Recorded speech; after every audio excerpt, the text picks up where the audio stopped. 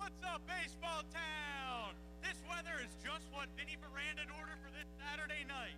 It's beautiful, and I'm up here with the beautiful Barbara. We're celebrating her birthday. We're celebrating Jake's birthday as well up here. Barb and Jake are surrounded by their loved ones. We got people partying up in the event center, enjoying the AC, enjoying the buffet, and we're creating so many memories in the REC today. The REC has hosted so many memories for the people of First County and beyond since we hosted last June, and we're just getting started. We're going to have a lot of fun out here tonight, and for more information on the Renders Event Center, back to you, Tom. The Renders Event Center is also available on game day. Groups ranging in size from 40 to 400 can watch the game from their private veranda or relax inside the climate-controlled building. The building has a full bar and an exclusive catered experience. Bookings for the Renders Event Center must be booked in advance, and tickets start at $55 per person. Check out the newly expanded Alarm Tech Fightin's team store, where you can get all the newest Fightins and Phillies merchandise. Get throwback, theme night, luchadors, and hot dogs, hats, shirts, and customizable jerseys. The Alarm Tech Fightin's team store is open on game days before, during, and after the game. It is always available online at rphils.com/shop.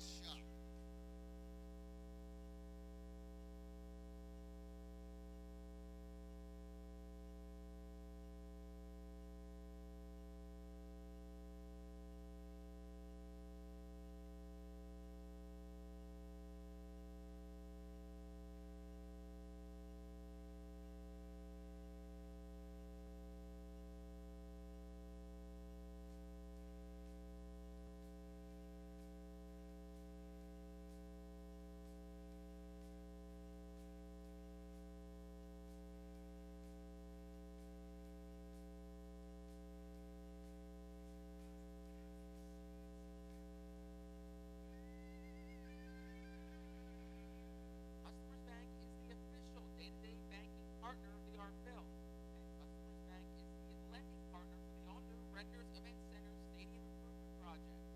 Customers Bank is based right here in Reading, PA, and is Greater Reading's hometown bank.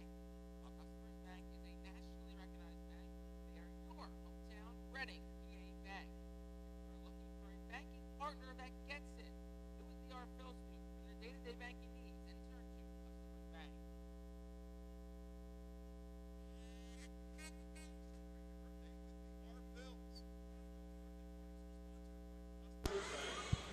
Good afternoon and welcome inside America's Classic Ballpark on a beautiful, and I mean beautiful, Saturday afternoon, soon to be turned evening, as we get set for game number 5 of 6 of this first full 6-game series of the season between the Reading Fightin Phils and the Binghamton Rumble Ponies.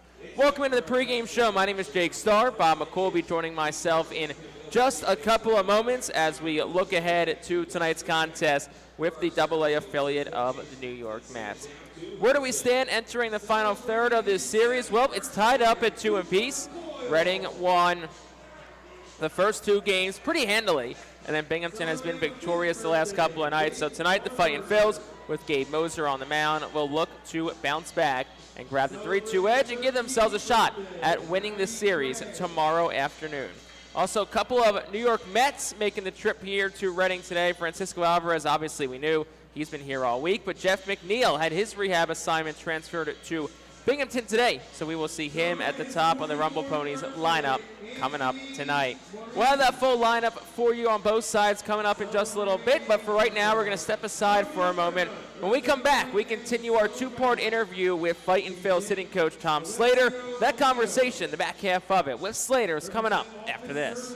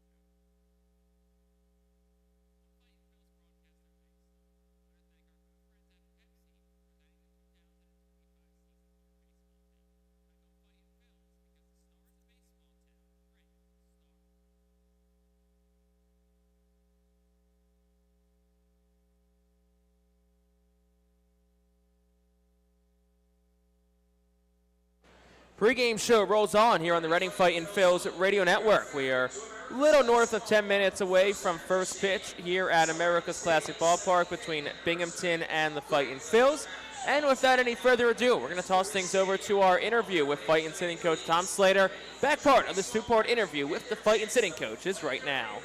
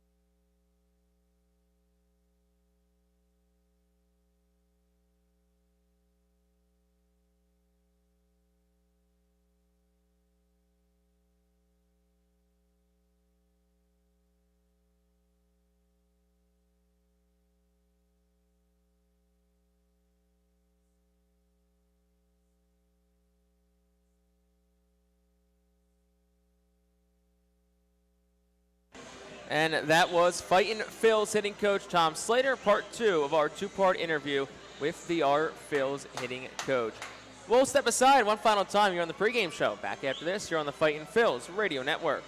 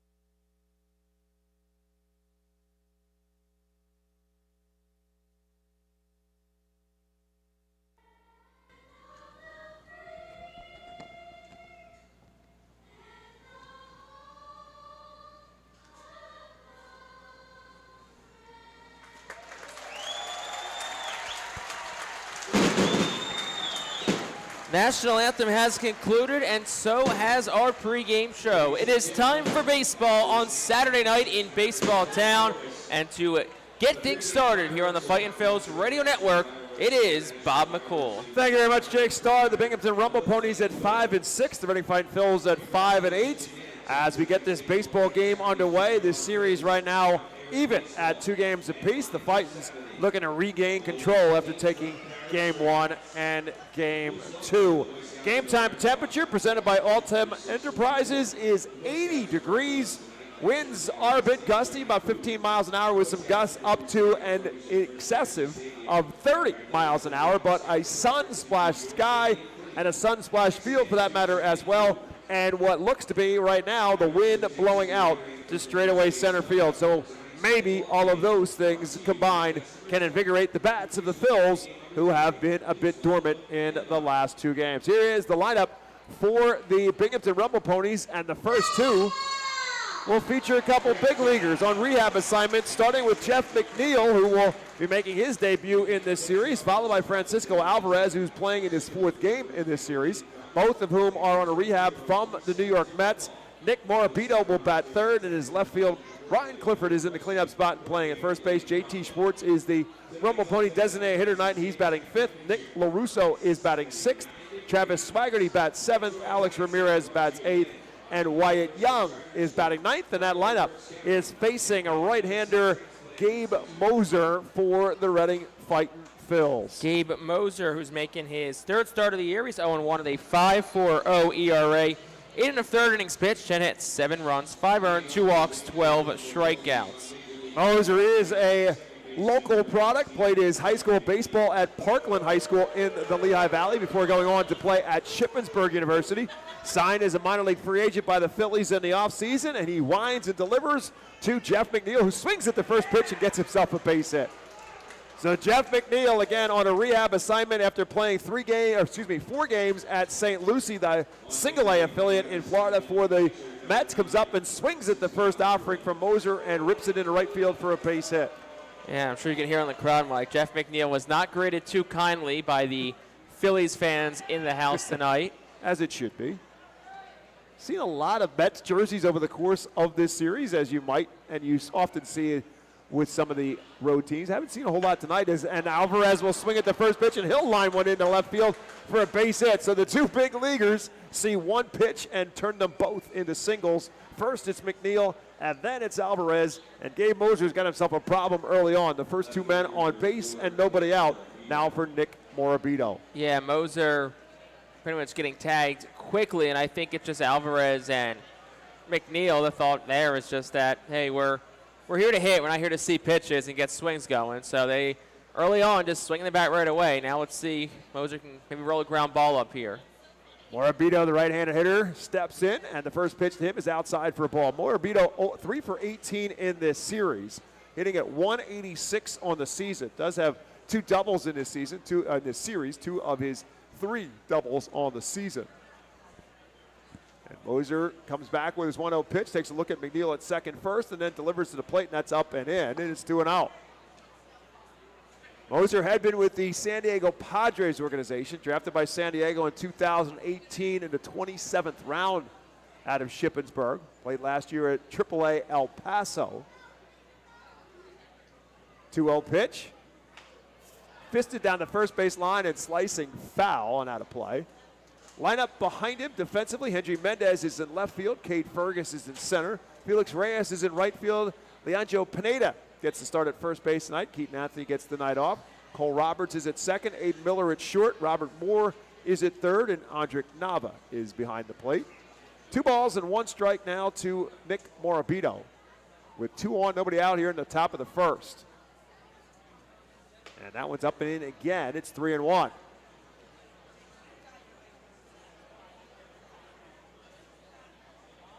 Morabito, in his 18 at-bats so far in the series, has struck out 5 times. And Moser right now is behind him 3-1. And make that ball 4.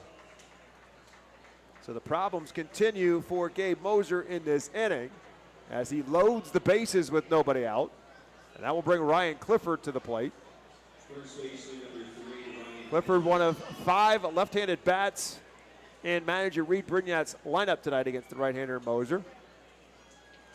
Fightin' Phils will keep the infield back, pretty much saying, hey, we're willing to trade a run if it means 2 outs. And this early in the game, this situation, I think you'll very much take that right now. So Moser from the stretch delivers his first pitch to Clifford, who takes that for a called strike. Avian Fry is calling the balls and strikes in tonight's game. Jack Wasson is at first, and Trevor Patience is at third base in our 3-man Eastern League umpiring crew. No balls and a strike to Ryan Clifford. That's way up high and 1-1. So Moser's missed several pitches now pretty much in the same spot, up and into the right-hand hitters. That one up and away to the left-hand hitting Ryan Clifford. McNeil at third, Alvarez at second, Morabito at first, nobody out. 1-1 pitch. Ripped into right field, that's going to be a base hit. McNeil will walk home and they will hold Alvarez up as Reyes gets the ball into the cutoff man, and it's a 1-0 advantage for the Rumble Ponies. 4th RBI of the season for Clifford was an off-speed pitch, a little bit above the knees, and Clifford just drops the barrel of the head right on at 110 off the bat as he shoots it right through that hole on the right side. So the 4th RBI of the season for Ryan Clifford. The bases remain loaded, still nobody out, and now J.T. Schwartz will bat. Schwartz 2 for 5 in this series. He too is just playing his first games of the season, coming off an injury as well. The first pitch to him is up and in.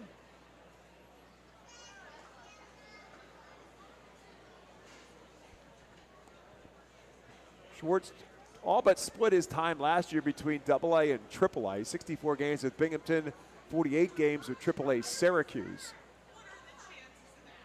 The 1-0 pitch to the left-hand hitter. It's way up high, way up and away. Again, it's 2-0. Schwartz 2 for 5 in this series with a double and a home run and a couple of RBIs.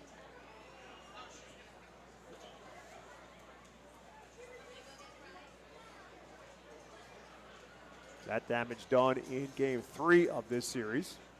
Binghamton winning that one 6-2. And Moser misses again. It's 3-0. Well, early concerns here for the Fightins. Gabe Moser having a ton of trouble here in the first. And nowhere to put J.T. Schwartz. And he lifts this one down the third base line and slicing away and foul. Home run distance, but not fair. And so the 3-1 count now to Schwartz. Everybody will have to come back to their bags. Schwartz had the green light, 3-0, and sliced it out of play.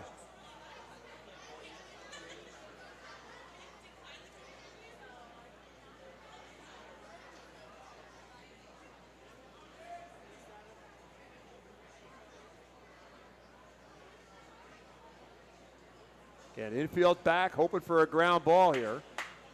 Get Moser out of some trouble. 3-1 pitch. Right back through the box.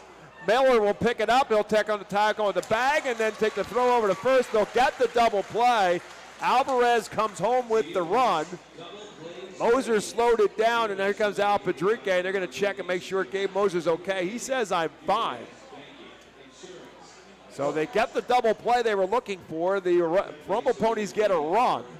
Makes it 2-0, but now 2 outs and a runner at third base. Yeah, just, the traditional 1-6-4-3 double play as you drew it up. But honestly, A, that was 105 off the glove, so that was a good job by Moser to protect himself. But B, him deflecting that is why they got the double play. If he doesn't hit that, that's probably a base hit through the middle. So very, very good deflection by Gabe Moser right there.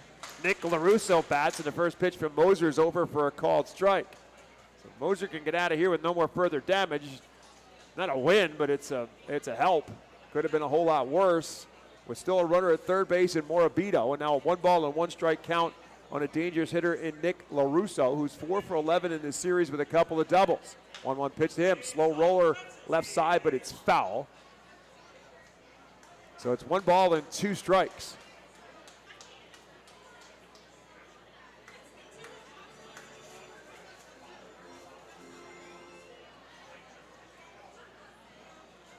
So once again, Binghamton has struck in the top half of the first inning in this series for the 4th time in this, the 5th game. A hard roller to Miller at short. He'll make this play as well, and the Phils will get out of any further damage in this first inning. 2 runs across. They did it on 3 hits. There were no errors and 1 man left. We head to the bottom of the first. The home team will bat for the first time in baseball town, but they trail 2-0.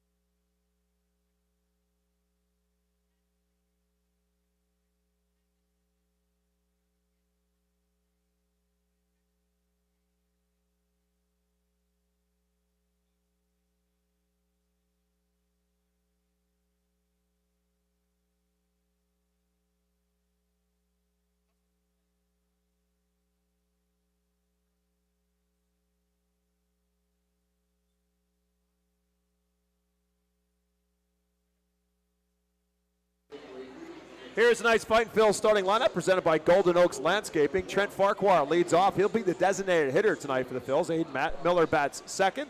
Leandro Pineda bats third. Henry Mendez is in the cleanup spot tonight. Robert Moore bats fifth. Felix Reyes is in the sixth spot. Andrick Nava is batting seventh, and Cade Fergus eighth, with Cole Roberts batting in the ninth spot. And that lineup is facing right-hander for the Binghamton Rumble Ponies, Nolan McLean. Nolan McLean making his third start of the year. He's 1-0, a 1 ERA, 9 innings, 7 hits, just 1 earned run, 3 walks, and 14 strikeouts. Very interesting story, as Nolan McLean was trying to be a two-way player, playing as a position player as well. First pitch he throws to Farquhar is over for a called strike. The Mets finally kind of shut that experiment down last year in the month of June as he winds and delivers his 0-1 pitch. Chopper to third, fielded by LaRusso on a hot big hop, and he'll make the throw across in time for out number 1.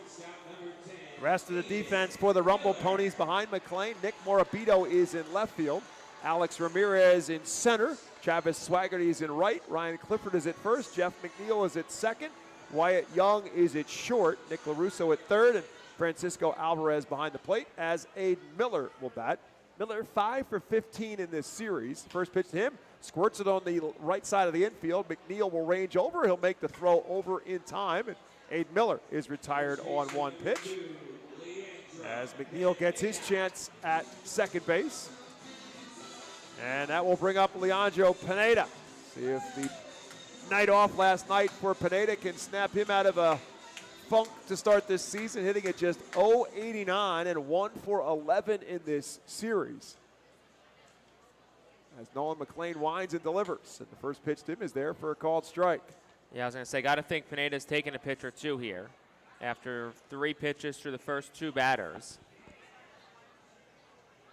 And he takes another one up high. It's 1-1. Pineda did hit the ball well in his last game on Wednesday. Alpatriga giving him, on Thursday, excuse me. Alpatriga giving him Friday night off. And another ball that's there for a called strike at the letters. And Pineda now 1 ball and 2 strikes. And now he'll call time. McLean's last at bat came last year on June the 20th. He was hitting just .159 at the time. But in 18 starts last year with the Rumble Ponies, as Pineda slaps it on the left side, this will be a play for the shortstop. Wyatt Young will make the play in time, and the Phils go quietly in the first. No runs, no hits, no errors, and nobody left. 1 complete in Reading. Rumble Ponies 2, Fightin' Phils nothing.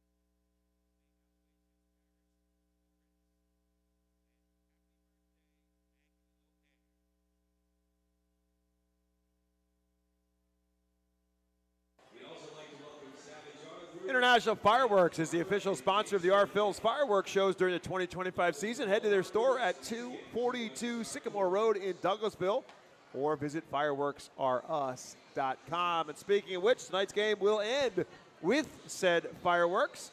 First fireworks show of the season is tonight. And I'm going to go out on a limb and say it won't be the last. First of 27 this year. Another firework and fun-packed season in Baseball Town. Travis Swaggerty will lead it off for the Rumble Ponies here in the second after Binghamton put 2 runs across in the first. See if Gabe Mosier can settle down now and get some length out of this start as the veteran right-hander winds and delivers to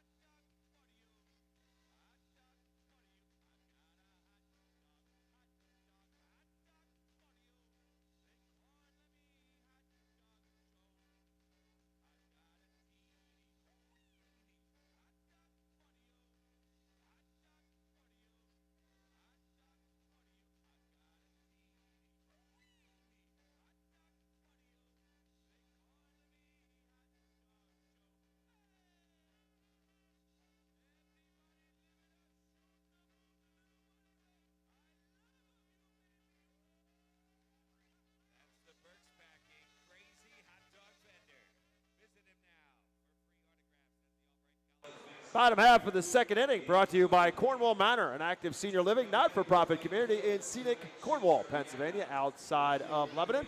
Alongside Jake Starr, my name is Bob McCool, Reading Fightin Phillies, Binghamton Rumble Ponies in Game 5 of this 6-game homestand. And the Fightins trail 2-0 as they come to the plate here in the bottom of the second. Henry Mendez laying it off against Nolan McClain. He takes one for a called strike. Mendez also had last night off. He is 2 for 10 in the series with a couple of walks added in. First 0-1 pitch is there again as McClain filling up the strike zone quickly ahead of Mendez. No balls and 2 strikes.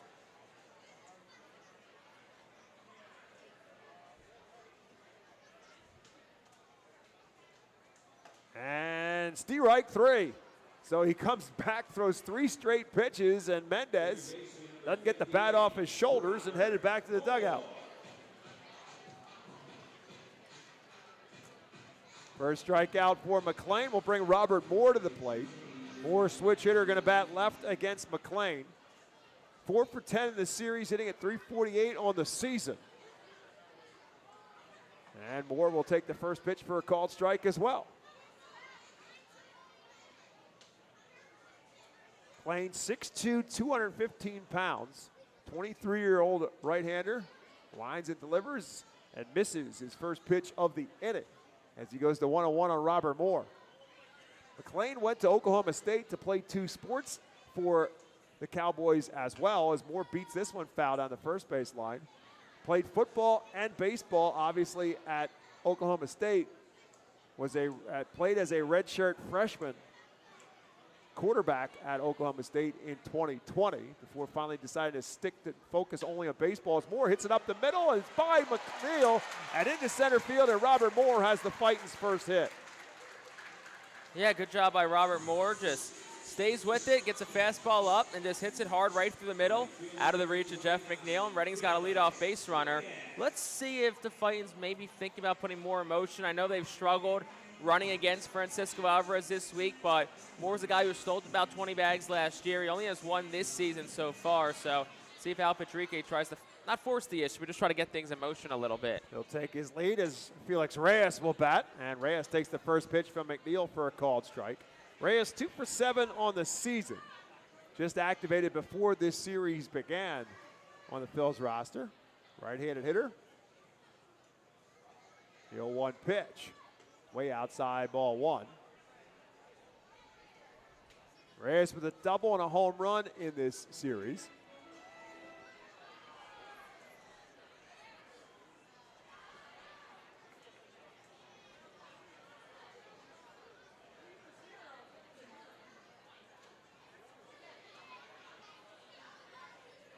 This one lifted down the first base line, but out of play.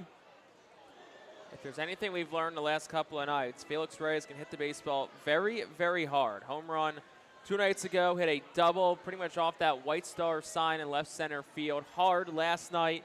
So look, if he gets a hold of 1, he can send it a long, long way.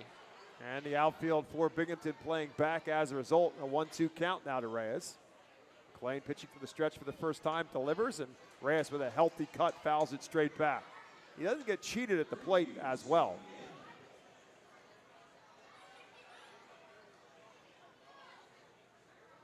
Reyes hit 8 home runs last year at Jersey Shore.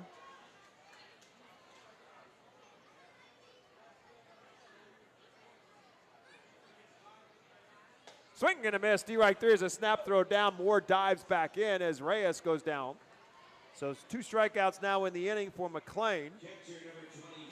And with 2 outs, that'll bring Andrik Nava to the plate.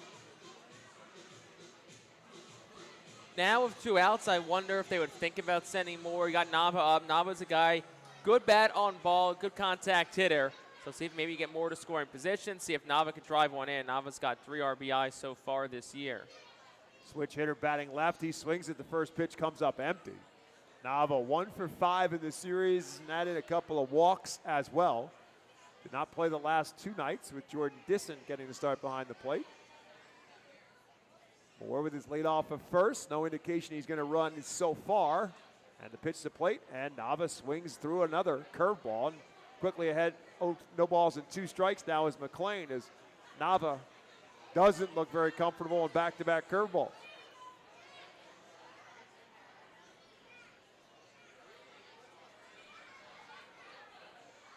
Now with 2 strikes, even more of a possibility that Moore goes. Does not. Pitch to the plate is up high for a ball. Al Padrique coaching at third. Michael Jones, his first base coach. Something to say to Robert Moore before he takes his lead off the first base bag with a 1-ball, 2-strike count to Andrick Nava. Moore does take off. The pitch is outside. Alvarez didn't know or didn't see that he took off, just made the throw down from his knees, and Moore does steal the bag. It was a delayed steal from Moore. Took a very aggressive secondary lead, and then pretty much once the ball got to Alvarez, he took off, and the catcher really didn't expect it. It was a very late throw. So Moore now in scoring position. 2 balls and 2 strikes on the batter, Andrick Nava, with 2 outs here in the second inning. Now you're just looking for a single here. McLean winds and delivers. Nava started and stopped, and the count is now full. Cade Ferguson the on-deck circle if Nava can reach with 3 balls and 2 strikes on the batter. So with his 2 switch hitters in this lineup, with Moore and Nava, Al Padrique running 5 left-handed sticks out there against McLean. McLean comes with his 3-2 pitch, and Nava slaps it down the third base line, and it's just slices foul. Was it technically ball 4? Yes, but it's one of those ones with 2 outs and a 3-2 count. If you feel like you can get the bat on it, you give it a shot, and that's what he did. He fought it off. Good defensive 2-strike hitting from Nava. And look, that ball's 5 feet to the right. It's a run and probably a double. So, as I said, Nava's got, really good hands. So, see if he can just barrel one up here and drop it in the green grass, score a run. Infield plays him to pull. 3-2 pitch. Swing and a miss, strike 3. McLean ends up striking out the side here in the second. For the Fightins, no runs, 1 hit, no errors, and 1 man left. 2 complete. It's 2-0 Binghamton.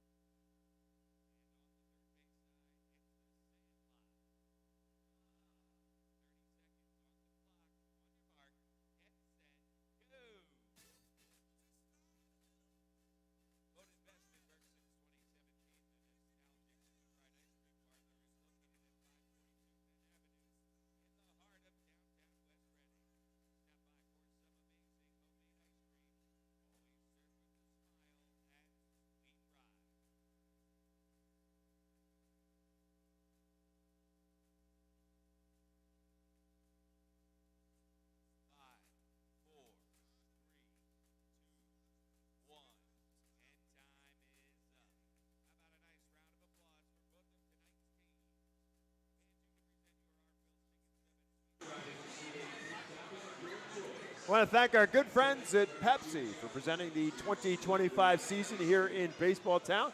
Go Fightin' Phils. Drink more Pepsi. We head to the third. It remains a 2-0 Binghamton advantage with the Rumble Ponies sending the top of the order up that got things started for Binghamton in the first. Again, a couple of New York Mets who were here with Binghamton on injury rehab. That is Jeff McNeil and Francisco Alvarez. McNeil wasted little time. First pitch he saw, he singled into right field for a base hit. McNeil out with a oblique strain and working his way back. Played again 4 games at St. Lucie. And now here with the Rumble Ponies and bats for the second time. And this time the pitch is way inside for a ball. McNeil last year with the Mets hit .238 with 12 home runs and 44 RBIs. And now time is called. I believe the first base gate was left open, yeah, so just closing that. McNeil suffered a fractured right wrist in early September last year and was not active until later in the playoff run for the Mets. 1-0 pitch, this time a roller towards second. Cole Roberts battles it a little bit, but holds on and makes the play over to first base in time for out number 1. Yeah, Moser's settled in nicely to this ball game, and he has the top of the order up for the second time tonight. So McNeil, step one, success. Now let's see how he fares against Alvarez second time through. Alvarez, like McNeil, swung at the first pitch and singled his first time up. He's 4 for 13 now in the series, and that pitch is just a bit outside for a ball. So Alvarez playing in the 4th game of this series. He had Thursday night's game off. Good curveball there by Moser, had Alvarez bailing on it. It's 1-1.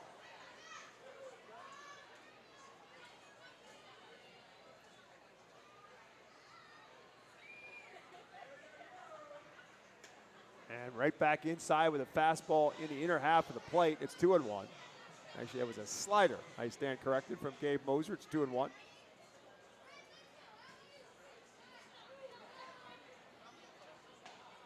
And that's there for a called strike, and Alvarez knew it.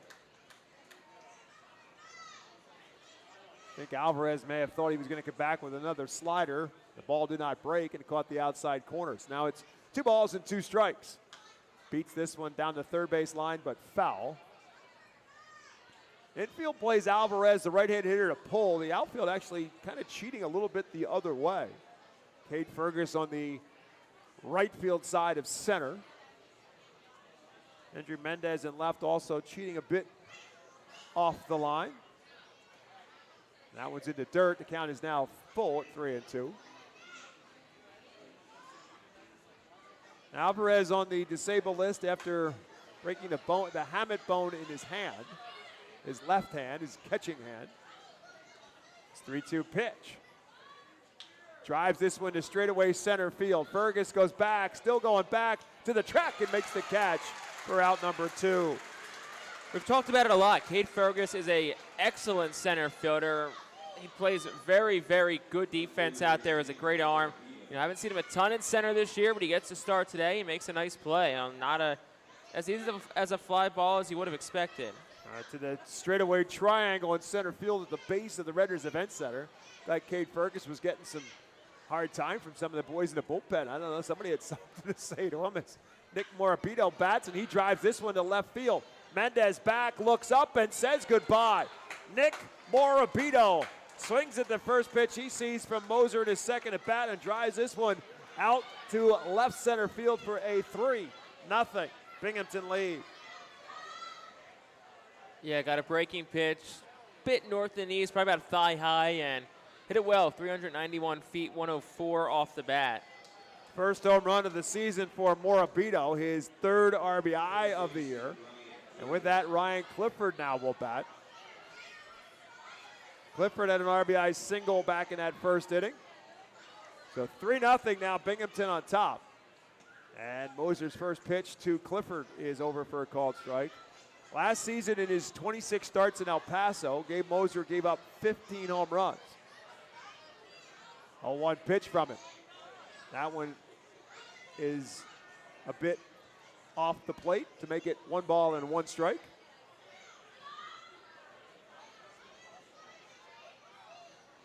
It's just the first home run that Moser gave up in this season, but now this one's driven to left center field and make it 2, as in 2 in a row, as Clifford drives this one into the bullpen, and the Rumble Pony lead is now 5-0. Yeah, we know the strength that Ryan Clifford has. Just his first home run of the season. I don't know how he got barrel on that one. It was very much inside. It was 84 off speed, and he turns on it. 104 off the bat, 364 feet. So back-to-back home runs with 2 outs. And that will bring J.T. Schwartz now to the plate. Schwartz is the one who hit the line drive back through the box with the bases loaded that went off the glove of Moser. Miller made the play at shortstop, stepped on the second base bag, and turned it into a double play. So Schwartz was denied the RBI on that play because you can't get the RBI on a double play. Took Moser out of a big jam. And now Schwartz swings at the first pitch, and he slices this one down the third base line, but that's out of play. So some stirring going on in the Phil's bullpen. Nobody up and throwing yet,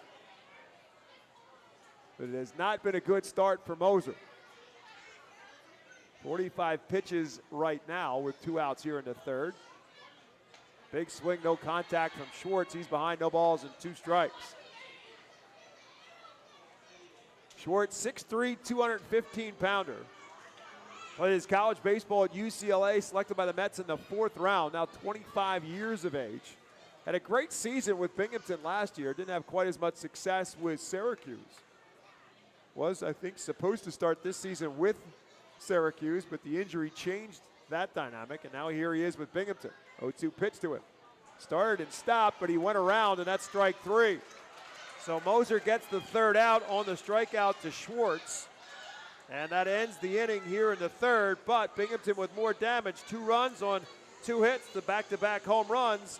Nobody left on base. We'll head to the bottom of the 3rd. It's 4-0. Binghamton on top.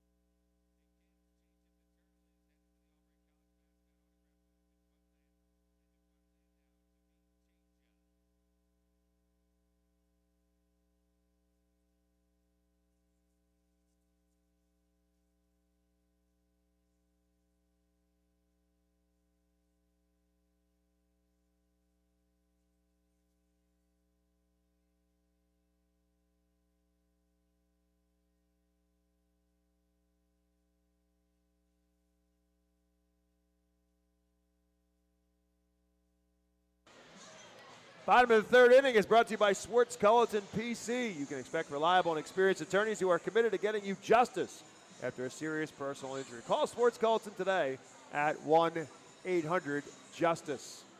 Well, the deficit gets a little bit bigger now for the Fightin' Phils. Now down 4-0 as they come to the plate here in the bottom of the 3rd.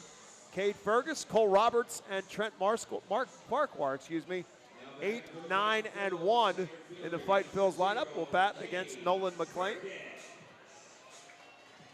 And McLean last year began last season in Binghamton, made 7 starts at Brooklyn, and then the promotion to Binghamton made 18 more starts with the Rumble Ponies. Went just 2-8 last year as a starter with a 4.19 earned run average. There's a swing and a miss by Fergus. But again, at that time last year, and for most of his and all of his minor league career up and through the middle of last season, McLean was playing both as a pitcher and as a position player. And this time he tries to come with a curveball that almost hit Fergus. Fergus spins out of the way at the last second. The Rumble Ponies used him exclusively as a designated hitter when he did bat. 1-1 pitch. And that's over for a called strike. But ultimately, they decided that, you know what, you've got a chance to make it to the big leagues as a pitcher. Let's have you focus on being a pitcher.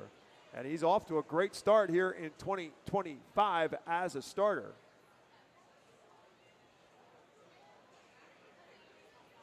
And he's ahead of Cade Fergus, 1 ball and 2 strikes.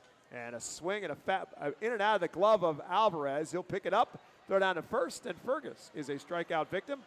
And that is the 4th strikeout now for McLean. And his last 4 outs have all been strikeouts.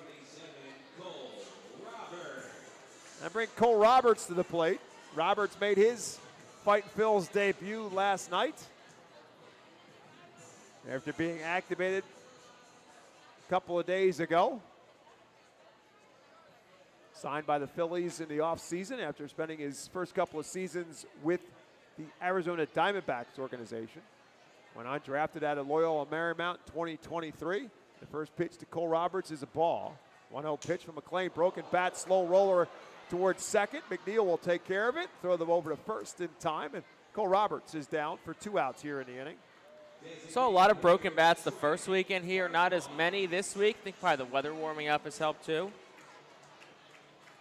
So that will flip the lineup around now to Trent Farquhar with 2 outs here in the 3rd. Phils have managed just 1 base runner, and that's the single by Robert Moore last inning. Farquhar grounded out his first time up.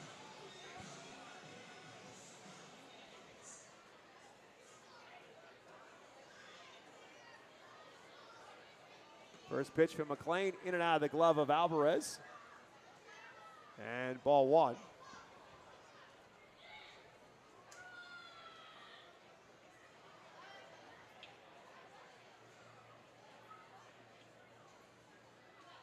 And the second one is also inside. So Farquhar's ahead, 2 balls and no strikes. Farquhar, the left-hander, got his first night off last night. Back in the lineup as a DH. 2-0 pitch. Just misses. It's 3 balls and no strikes now to Trent Farquhar. I'd imagine he would take one here. I'd be surprised to see him swing 3-0. Aiden Miller in the on-deck circle, hoping for a chance for the Fightins here in the bottom of the third. And the 3-0 is outside, ball 4.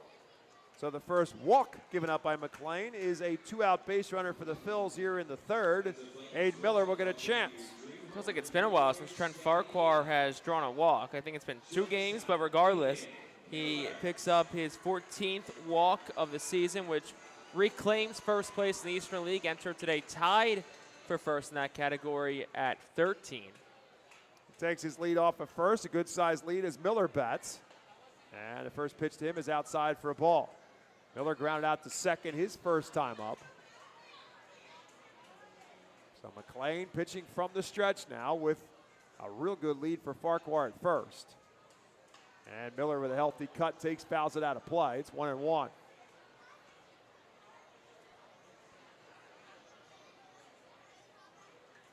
Miller, 3 extra base hits on the season, a double and a couple of home runs. 3 RBIs to go along with it. And this one gets away from Alvarez and will go all the way to the backstop, and that will put Farquhar at second base. Think that went off the glove of Alvarez? I got to think that's a pass ball. It looked like it was deflected, so I'd think a pass ball. So that's 3 balls now that have been in and out of the glove of Alvarez. If that's the case, it's 2-1 to Aiden Miller. Started and stopped. The pitch is up high. It's 3 balls and 1 strike. Yeah, it's going to go down as a pass ball. So Farquhar at second base, 2 outs, and now 3 balls and 1 strike on Aiden Miller.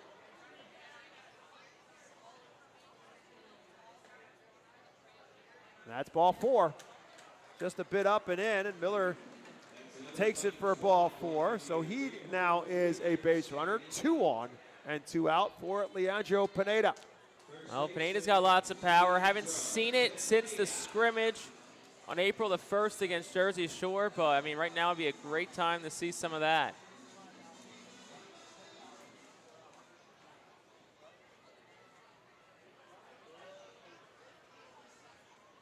Good wheels on the bases. First pitch. Inside again, it's ball 1. Of course, right now, you're just looking, just get a base hit. You know, keep the line moving. Base hit should score Farquhar. Outfield is playing pretty deep. 1 ball and no strikes. Phil's down 4-0. They've got 2 runners on. Pickoff attempt. Farquhar just gets back. Wyatt Young, the shortstop, snuck in behind him, and Farquhar just got back. That was close. That had you holding your breath.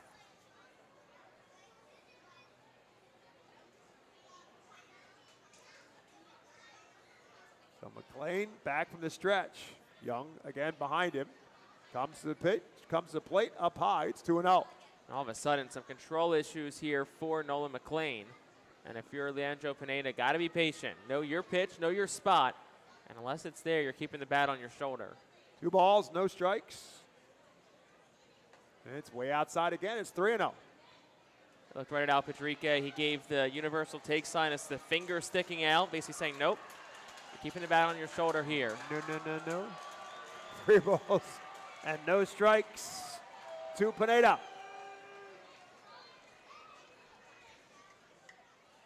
He takes ball 4.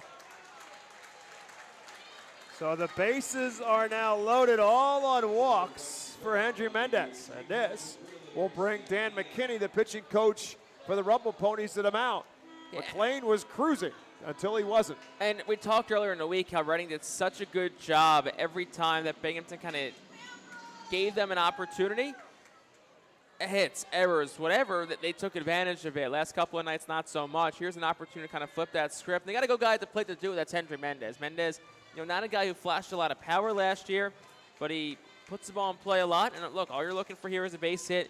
Keep the line moving. You got Robert Moore on deck, who's red hot right now. So if you're Mendez, hey, just find a way on, find a way to get good wood on one, get a base hit. One thing we have seen from Hendry Mendez is he seems to be a very patient hitter for a young guy. He's just 21 years of age. So this is a good time to be patient because you got a pitcher who suddenly has lost his control. And the Phils with a golden opportunity here to make him pay for it. Has walked, the bases loaded for Hendry Mendez, who struck out his first time up. And the first pitch to him was over for a called strike. Mendez saw 3 pitches, never got the bat off his shoulder in his first plate appearance against McLean. And he takes the first pitch here for a called strike. Slaps it down the third base line and just foul. That was close. I mean, no chance that LaRusso makes a play there from third. So very close. Now you're down 0-2. Got to protect if you're Mendez. Shorten up, choke up, whatever you got to do. And just find a way to get something in play, and hopefully you find the hole. I mean, huge hole on the left side of the infield with the shortstop Young nearly behind the runner Miller at second. Swing and a miss, strike 3, and Mendez is retired, and so are the Phils here in the third. No runs, no hits, no errors, and the bases left loaded. We've completed 3 innings in Baseball Town. It's the Binghamton Rumble Ponies 4, the Reading Fightin Phils, nothing.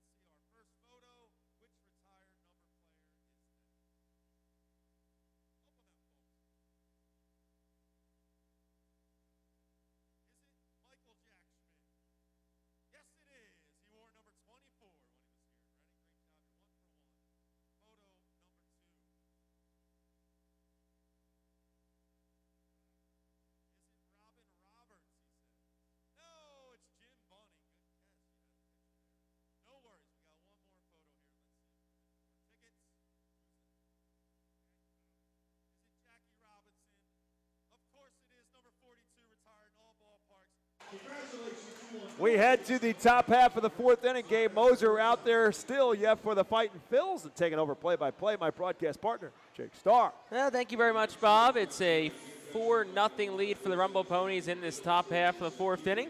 And a reminder that every Tuesday, all active military and veterans receive $3 off box seats, thanks to Burke's Oral Surgery and Dental Implant Center.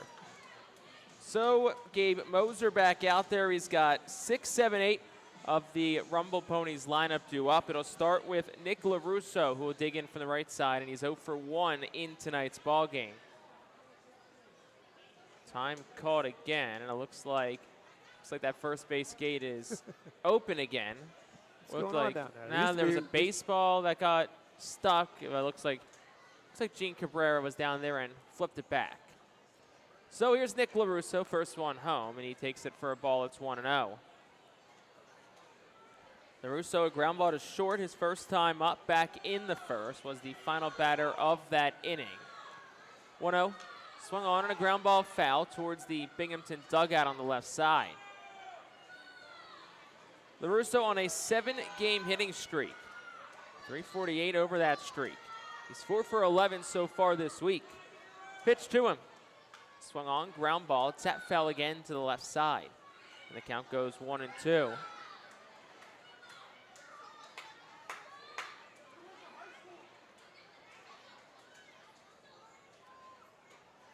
Infield, pretty straight up. Right side shaded a couple of steps towards the second base bag. Roberts at second and Leandro Pineda at first. And Moser's 1-2 home. Swing and a miss, struck him out. Got him chasing on a 91-mile-an-hour fastball, and that's strikeout number 4 tonight for Gabe Moser, and that'll bring Travis Swaggerty to the plate.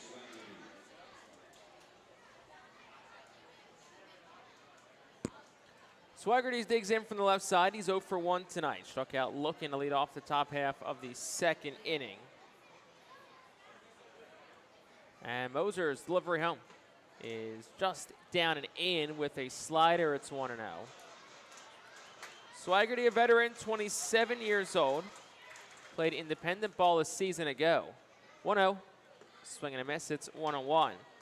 Was with the Kansas City Monarchs last year in the American Association after being released by the Dodgers at the end of spring training in 2024. 1-1. Swung on, ground ball to the hole. Left side, Miller backhands, throws the first, and it is just late. That'll be an infield single for Travis Swaggerty. Good play by Miller to get to it deep in the hole. And he fired a strong throw, but just not in time to beat Swaggerty. And Miller cheating up the middle with a left-hand hitter and had a range to his right. Bounced the throw over there intentionally. Pineda bobbled a little bit, but I think Swaggerty had it beat regardless of whether or not Pineda was able to pick it. Miller did what he could, but just a very tough play with a left-hand hitter at the plate. First pitch to Alex Ramirez is over for a called strike. It's 0-1. Ramirez 0 for 1 in tonight's ball game. Fightin fills infield, looking to turn 2. Roberts, the second baseman, shaded towards the bag. Miller pretty much straight up against the righty on the left side. And the 0-1. That's another slider. That's in for a strike. It's 0-2. It's interesting to watch those kind of plays, though, for Aiden Miller, because we still want to see whether Aiden Miller is a shortstop. The jury is out. Most people thought eventually he would get moved off of shortstop, become either a third baseman or an outfielder, but he wants to play shortstop. 0-2 home. Swing and a foul ball straight down. It stays no balls and 2 strikes. Maybe got in a piece of Andrik Nava. Yeah. Home plate umpire Davian Fry will walk it out, give Nava a couple of extra seconds to shake that one off. I think it got him in the left leg, looks like, based on what he's trying to shake loose down there. 0-2, the count to Alex Ramirez. Travis Swaggerty gets his lead off first base. Fightin fails, looking to turn 2. 1 out, top 4. 4-0 Rumble Ponies on top. And Moser will comes ready at the belt and deal home. Fastball upstairs. It's 1-2. I think Davian Fry just went over and told Jeff McNeil he can't be out of the dugout. He's in the hole. Wyatt Young is on deck, and McNeil is out there too. Yeah, McNeil is still out of the dugout. He didn't listen to him. 1-2. Runner starts and stops, and the pitch is swung on and cued foul to the right side. It'll stay a ball and 2 strikes to Alex Ramirez.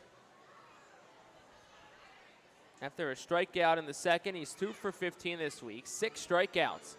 This is 5th game of the series for Binghamton. It's a series tied at 2 apiece. Reading won the first 2. Binghamton won the last 2. And the next pitch is swung on and a ground ball foul again down the right field line. It stays 1-2. When I said the word series, my laptop thought I said S-I-R-I. I don't want to say it because my laptop will probably activate said AI virtual helper. I miss the day when you actually had to like hold the home button home to get that. Now if you just say anything remotely close to it, it activates. 1 ball, 2 strikes. Pitch to Alex Ramirez here from the stretch. Coming from Gabe Moser. That's down of a sinker. It's 2-2. Well, the Mets have a outfielder named Siri. Jose Siri, right? Yeah. And I just said it. My laptop or phone or watch will probably activate at some point. What's his name? I'm not going to say it again. 2-2. Swing and a foul ball. Hits Ramirez in the box. And it'll stay 2-2. We deal that with that on the radio. Like if we say, hey, Alexa, play WEU, people would just start, their radios will start coming on. I think we should do it all the time, but I've been told we shouldn't.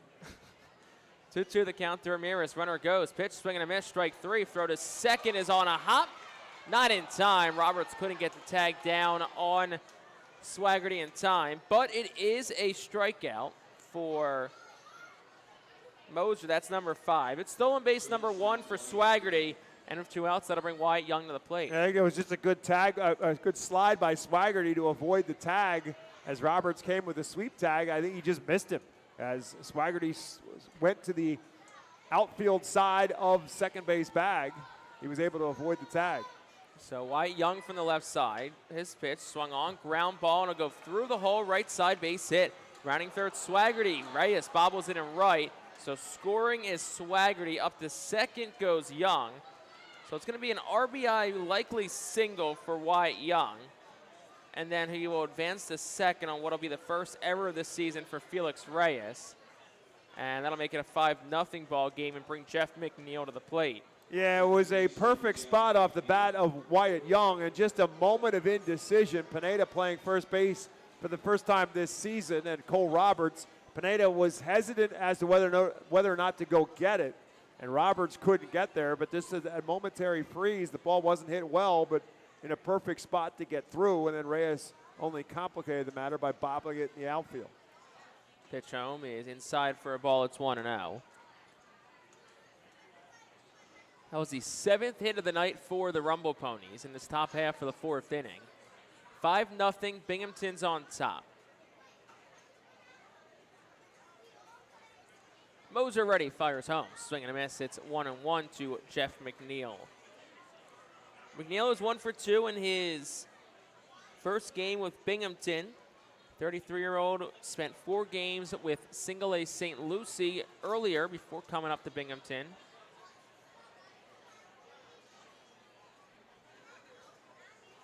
And the 1-1. Swung on, hit in the air. It's a towering fly ball, deep right field. Reyes over, and he will get to the spot and make the catch. A few feet from the line, a few feet from the wall, and that will retire the side here in the 4th. Ponies do get a run. They did it on 2 hits. There was an error, and 1 man is left on base. We're through 3.5. On to the bottom of the 4th. Fightin' Phil's down 5-0.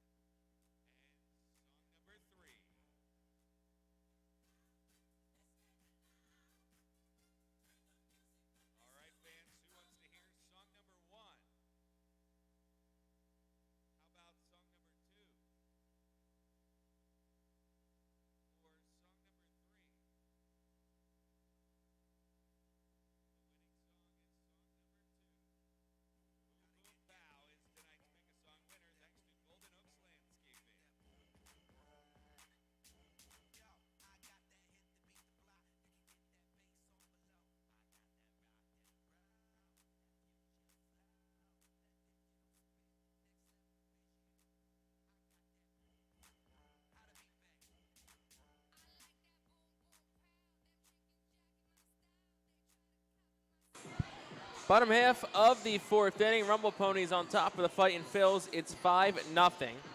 This bottom half of the 4th inning, and Klein is proud to be the official transportation provider of the Reading Fightin' Phils. Klein's Transportation gets the R-Phils to all the road trips throughout the 2025 season. For more information, go to kleintransportation.com. Along with Bob McCool, my name is Jake Starr. We appreciate you spending your Saturday with us. Hopefully it's a Saturday where you're able to get outside and enjoy the excellent weather that we have today. Temperatures at first pitch today was right at 80 degrees, sunny skies, some clouds mixed in. Nonetheless, Robert Moore will lead off the bottom of the 4th inning. And Nolan McLean's first delivery home is over for a called strike. It's 0-1. It's been a good week for Robert Moore. He's 5 for 11 after his single his last time up. The next pitch of the ball, it's 1-1. After that single, Moore 375 on the season. Also stole his second base today. Pitch home is at the knees for a strike. It's 1-2. Moore, who the Phillies acquired prior to last season from the Milwaukee Brewers in the Oliver Dunn trade. 1-2 is outside, 2-2. Moore was actually getting interviewed today by Ben Hill from MLB.com, who covers minor league baseball. And he said, it's kind of crazy at this point to think I've been in the Phillies organization for just as long, if not longer, than I was with the Brewers. 2-2 is outside. 3-2 because he got drafted summer of 22 and spent all of 23 there. Now he's with the Phillies for a full year, and now he's here for his second full year. And he said, you know, Phillies organization, Reading, it feels like home. 3-2 is outside, ball 4. So good job by Robert Moore working back from a 1-2 count. Takes 3 straight balls. It's the 4th walk tonight for Nolan McLean, and that'll bring Felix Reyes to the plate. It's also the 4th walk in 5 batters. The difference, at least in this particular case, Farquhar got the parade started with a walk last inning with 2 outs. Now Moore gets it started with 1 out, or with nobody out, excuse me, so maybe the Phils can get something going here with nobody out. First one to Felix Reyes. He swings, and he hits it foul. Out of play on the right side. It's 0-1. Bats look so good in game 1 and game 2 in this series, but they have been held pretty much dormant here in the last 2 games. And McLean comes ready and fires home. Reyes swings and he fouls it back again. It's 0-2.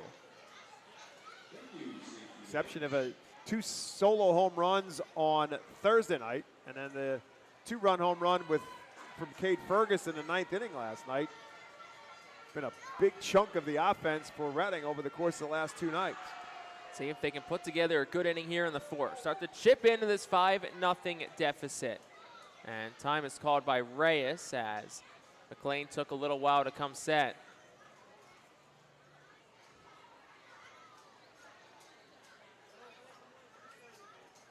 Oh, 2 the count to Reyes. Pitch home. Swing and a miss. Tried to hold up, couldn't. And that was a cutter from Nolan McLean. So that's strikeout number 6 for the Rumble Ponies pitcher tonight, and that'll bring Andrick Nava to the plate.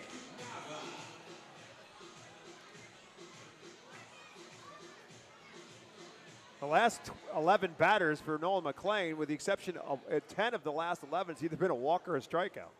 First one home to Nava. Down the chute for a called strike, it's 0-1. Andrick Nava is 0 for 1 in tonight's ball game. He struck out swinging back in the 2nd. Nava, a .263 hitter in the early going of this season. McLean ready at the letters, deals home. Nava tried to check his swing, and they'll appeal. And saying he went was Trevor Patience, the third base umpire, currently stationed behind the pitcher's mound with the runner on first.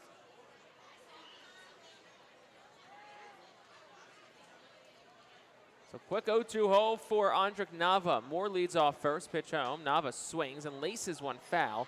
Out of play to the left side. It'll stay 0-2.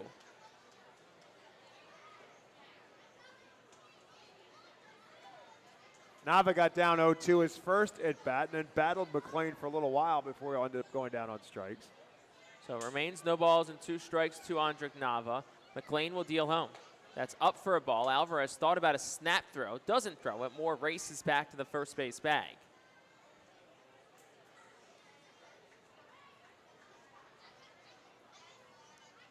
So 1 ball, 2 strikes, and an out to Andrick Nava. Reading trails at 5-0 in the 4th. Pitch home.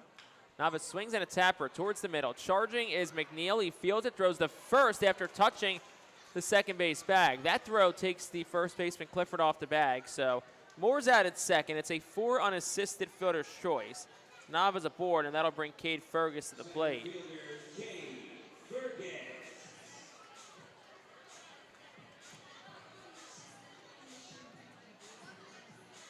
Nava did not get a whole lot on it. Just a chopper. McNeil had only really the 1 play. Probably should have put that one in his pocket. Pitch is swung on and popped up towards shallow right. Out is McNeil, and the second baseman camps under it and makes the catch, and that will retire the side here in the 4th. No runs for the Fightin' Phils. There are no hits. They leave 1 man on base. We will head to the 5th. Rumble Ponies lead it 5-0.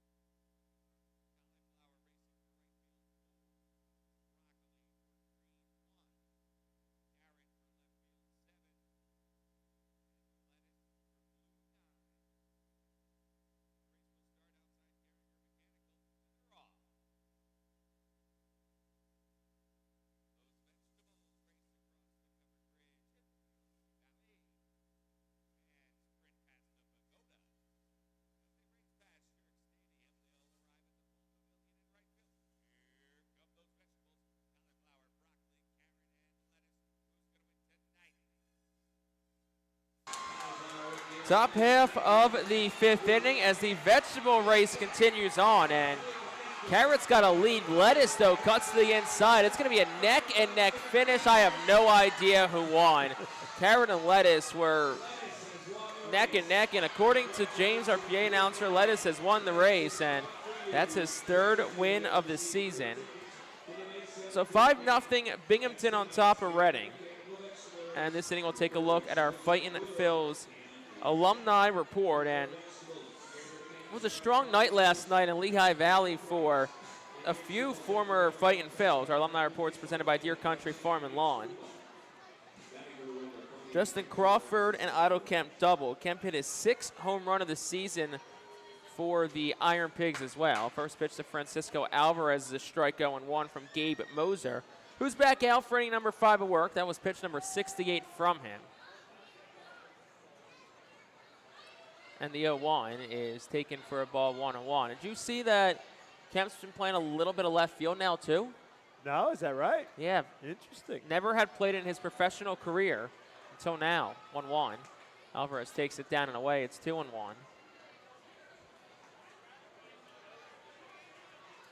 Well, having a right-handed bat in the outfield has been a thought for the Phils. Alvarez, big cut and a whiff, and it's 2-2. The oblique strain for Wes Wilson no doubt cost him a spot to start, and he is still going through the rehab, now back with the Iron Pigs, and should be activated relatively soon. 2-2.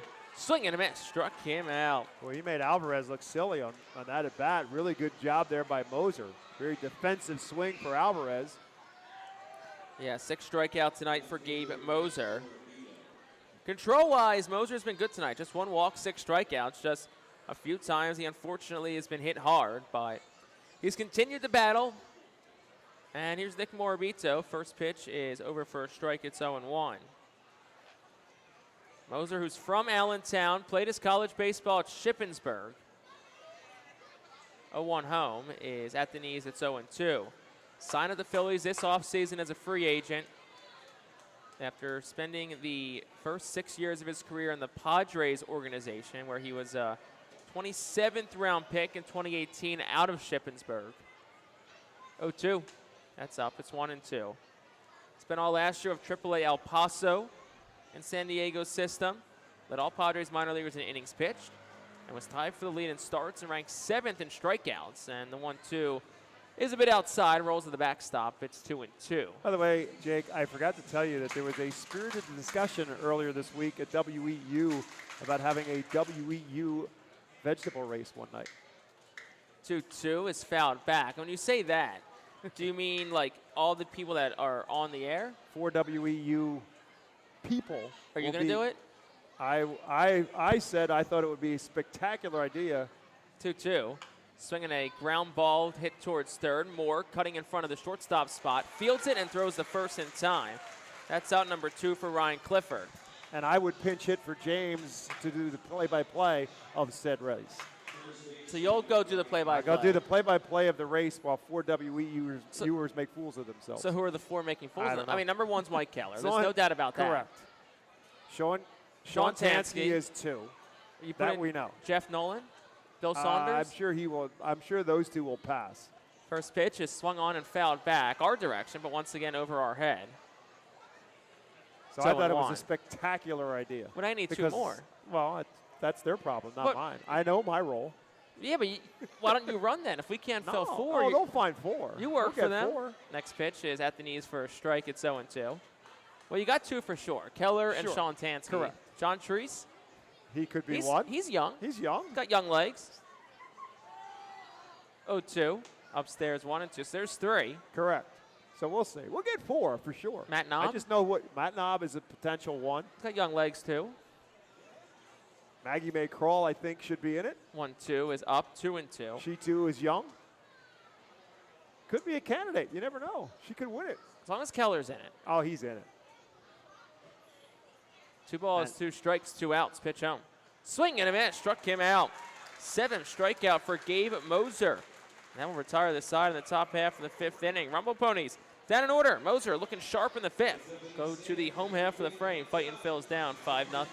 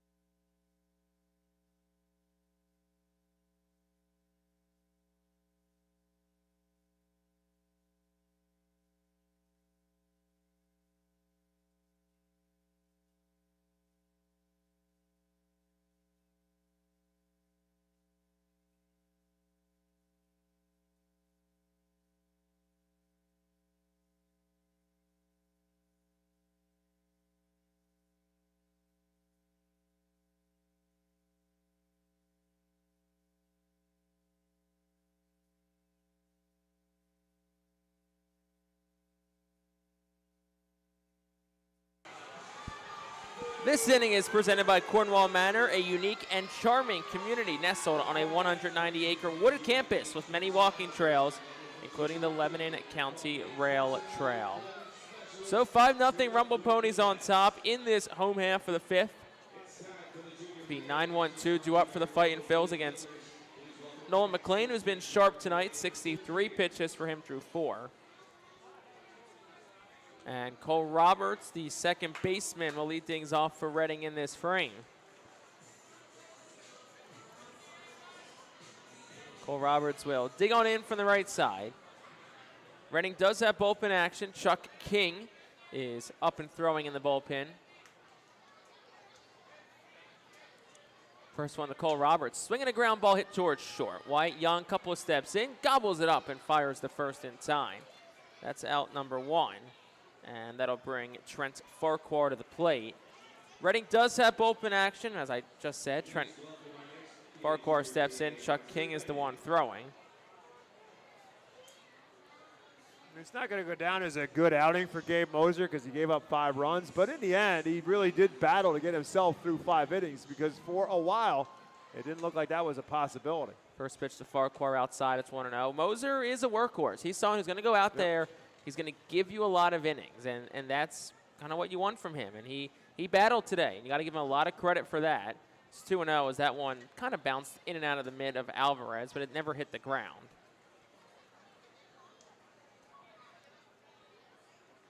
The count to Trent Farquhar. Pitch on. He swings and he drives one towards deep center field. Ramirez goes back and he reaches. It's over his head, and a one hops the wall. Into second goes Farquhar. That's where he'll stop. And it's a 1-out double for Farquhar, his second of the season. And that'll bring Aiden Miller to the plate. Great swing from Farquhar. Yeah, it was. And Ramirez has played right in this series. He's played left in this series. That's the first time he's been in center field.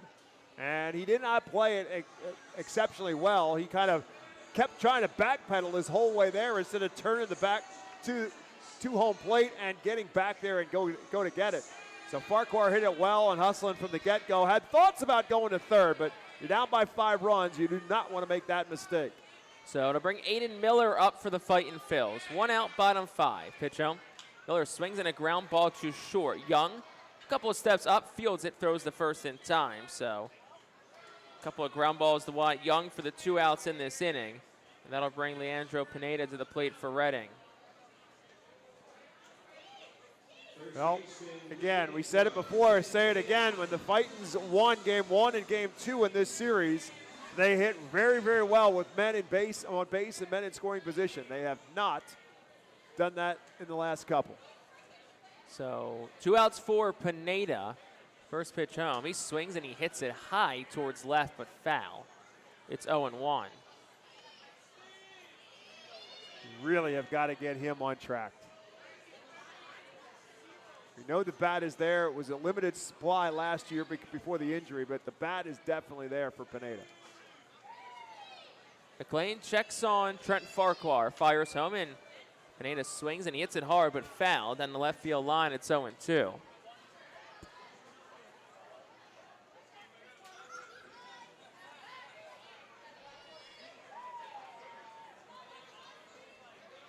Pineda 0 for 1 today. Did walk his last time up. That came back in the third.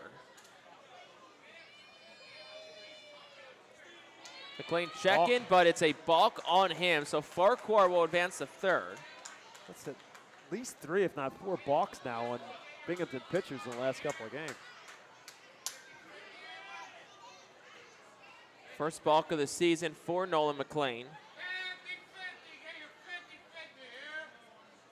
0-2 the count to Leandro Pineda. Pitch to him. That's inside for a ball. It's 1-2. And you're just looking for a base hit here. Just get a run on the board, keep the line moving, and kind of see what happens from there. We know this team can score runs in a hurry. We saw it earlier this week. Here's the pitch home. Swing and a miss, and Pineda goes down on strikes. 7 strikeout tonight for Nolan McLean. Retires this side in the 5th. No runs on a hit. 1 man left for the Fightin Phils. On to the 6th. Binghamton's on top, 5-0.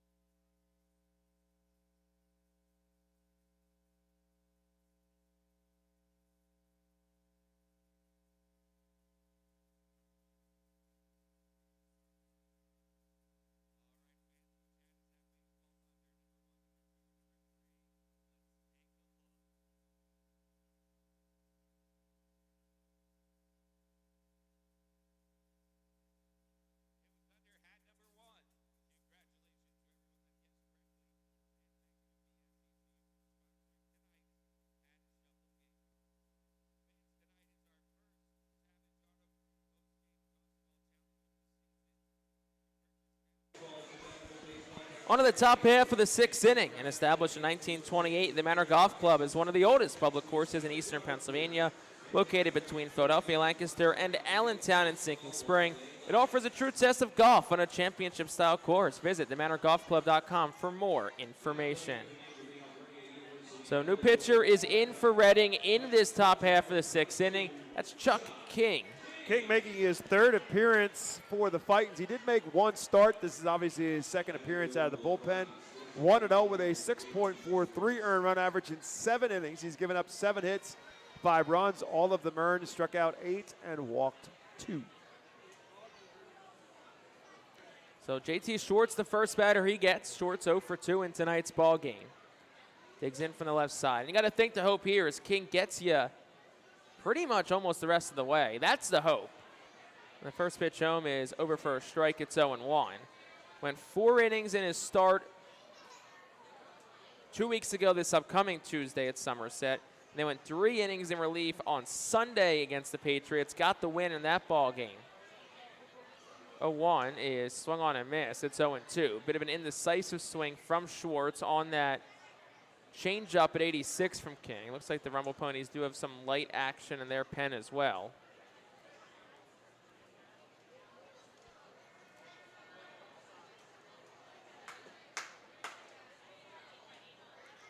So 0-2, the count to JT Schwartz. 2 for 7 on the early going this season. Pitch to him is swung on and fought off foul to the left side. It stays at no balls and 2 strikes. Guessing that's Daniel Juarez, who is throwing for Rumble Ponies, but he is not throwing from the mound, so he's just starting to get loose and a little bit in front of the mound. 0-2 home. That's down. It's 1-2.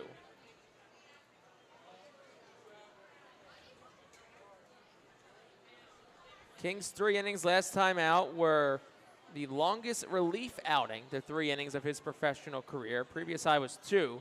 Did it a few times last year with Jersey Shore.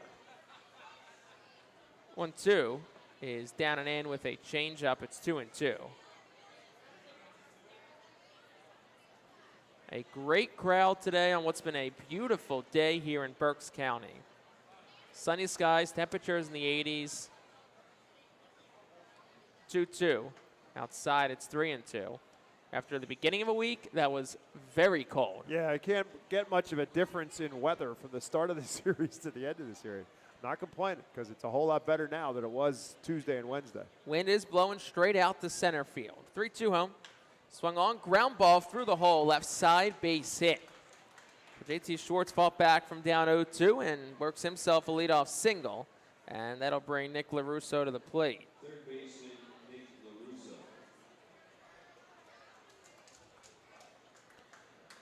LaRusso 0 for 2 in tonight's ball game. 24-year-old digs in from the right side.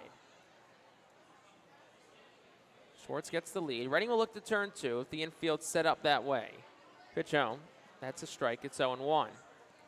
And then King's start on April 8th against Somerset, just the 2nd start of his pro career. And in that game, he tossed a career-high 4 innings. King ready at the letters. And the 0-1. Outside, it's 1-1.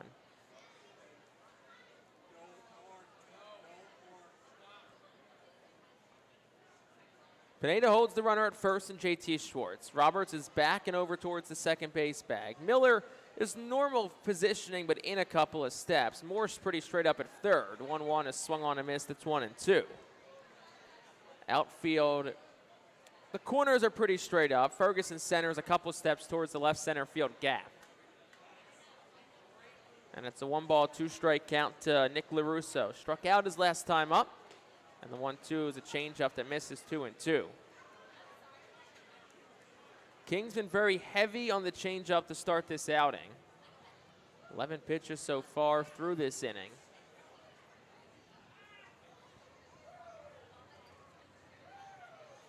And the 2-2. Swung on and it's popped up. Not deep, towards right. Out goes Roberts. In is Reyes. He'll make the catch. The right fielder Reyes got a very late jump on it.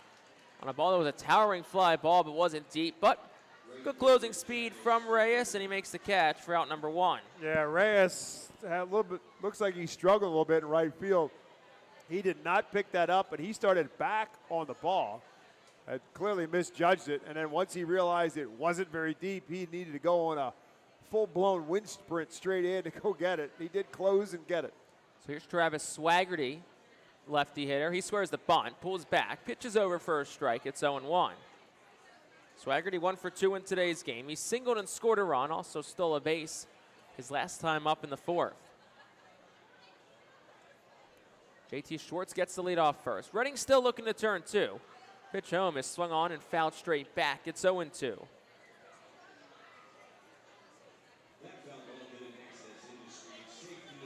Also, great crowd today. Both grandstands pretty much fully full. The deck is packed. So is the pub.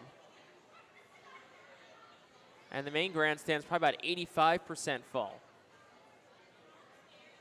0-2, swung on, ground ball towards short. Miller to his right field, throws a second for 1. Roberts' relay was a little off balance as he came across the bag to receive that throw from Miller. So that won't be in time. 6-4 goes the fielder's choice. Schwartz cut off at second. Swaggerty is aboard at first.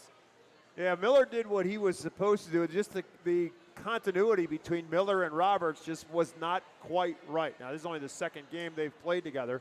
Roberts just... Actually, I don't think Miller... Did Miller play short last night? Yeah. He did, okay. Yeah. I know Farquhar started a couple of nights ago Right. at short. Right. First pitch at ball, it's 1-0. So it just really was the timing at the bag for Roberts, and because he had to take another step before he made the throw, it was just enough of time for Swaggerty to beat it out. 1-0. It's swung on and it's hit in the air, foul towards the right side, 1-1. Now, obviously my baseball experience is very limited. Takes me back to my high school days, which were many, many years ago, and according to some interns, even more than you think. Years ago. More than you let on. With Miller ranging to his right to field that ground ball, usually taught as a second baseman, at least from my high school playing days, that you come here's the pitch. 1-1, swung on, ground ball towards third. More charges, he'll throw to first in time. That retires the side. But long story short, before we finish, as a second baseman, you're taught, if it's the third baseman throwing or the shortstop goes the other way as you come across the bag to receive it, cut down that distance, which is what Roberts did, and just Swaggerty a little bit too much on it to beat it out. So it's a little bit behind, at least from my knowledge. Just I've one learned extra over the step. years. Really all it was. The timing wasn't right. He had to take an extra step to make the throw, and that extra step didn't get enough on it, and the batter beats it out. So in the inning for the Rumble Ponies, no runs on a hit, no errors, 1 left. We'll go to the bottom of the 6th inning. Fightin' Phillies looking to come back. They're down 5-0.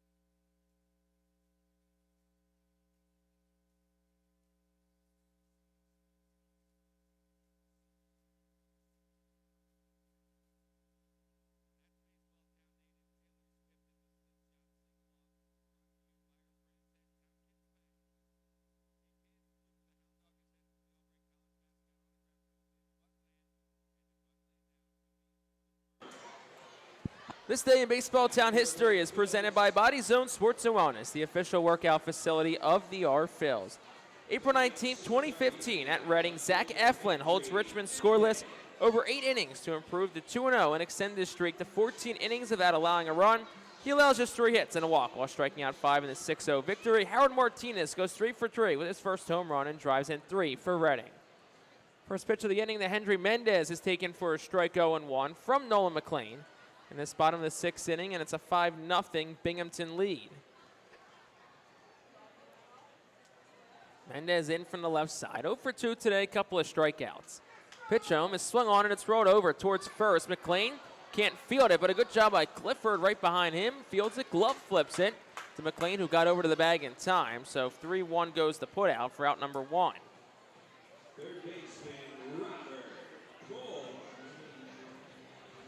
So that'll bring the switch hitting Robert Moore to the plate. Obviously, it remains needless to say that McLean is a really good athlete at getting off the mound and ultimately connecting with Clifford for a nice play. First pitch to Moore, big swing and a miss. It's 0-1. Again, I'll repeat what I said earlier if you missed it. A two-sport athlete initially at Oklahoma State, played both quarterback and played baseball as well. And the pitch. Swung on, ground ball right side. Couple of steps to his left goes McNeil, vacuums it up and fires the throw to first in time for out number 2. I'm also curious to see what Binghamton had in mind for McLean as he started this inning with 72 pitches thrown, but it doesn't really matter now. He's got 2 outs with only 4 pitches in this inning. So McLean has given them an excellent outing again tonight, his 3rd straight strong start. Reyes in, first one home, and Felix Reyes takes for a strike. It's 0-1. Other than just kind of losing it for a moment in that 3rd inning when he walked the bases loaded, he has been in total command. Pitch home to Reyes. He takes for a ball, 1-1. Reyes 0 for 2, couple of strikeouts tonight. So we won't include this inning yet, but so far this season, McLean, 14 innings, 9 hits, 1 earned run. Reyes fouls the 1-1 back. It's 1-2. Has issued 4 walks today. That's a season high. So he's at 7 in that category, but 7 strikeouts puts that number at 21 for him. Right. And you can understand now why the Mets have said, you know what, your days of hitting are done. He was not having a whole lot of success as a hitter, and he gave up that aspect of the game. 1-2, misses upstairs. It's 2-2. And suddenly now he's the number 5 prospect in the Mets organization because he's just focused on pitching. And he's become a better pitcher as a result of all that. And he's been spectacular so far to start 2025. 2-2, and Reyes swings and misses. He's down on strikes. 8th strikeout tonight for Nolan McLean. And that will retire the side in the 6th. Fightin' Phils go down in order. We're 2/3 of the way home here in Baseball Town. On to the 7th. Reading trails at 5-0.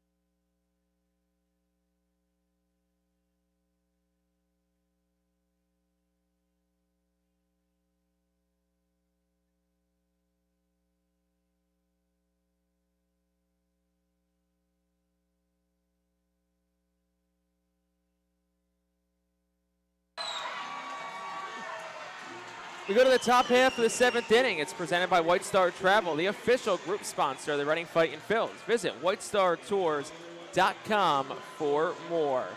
Wyatt Young leads things off for the Rumble Ponies. 9-1-2 due up. It'll be Chuck King back on the mound for the Fightin' Phils.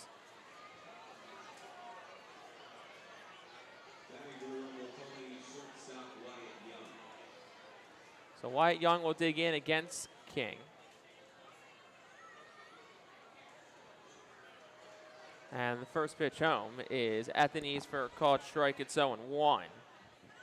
Wyatt Young 1 for 2 in today's game. He is single and he's also flown out to center.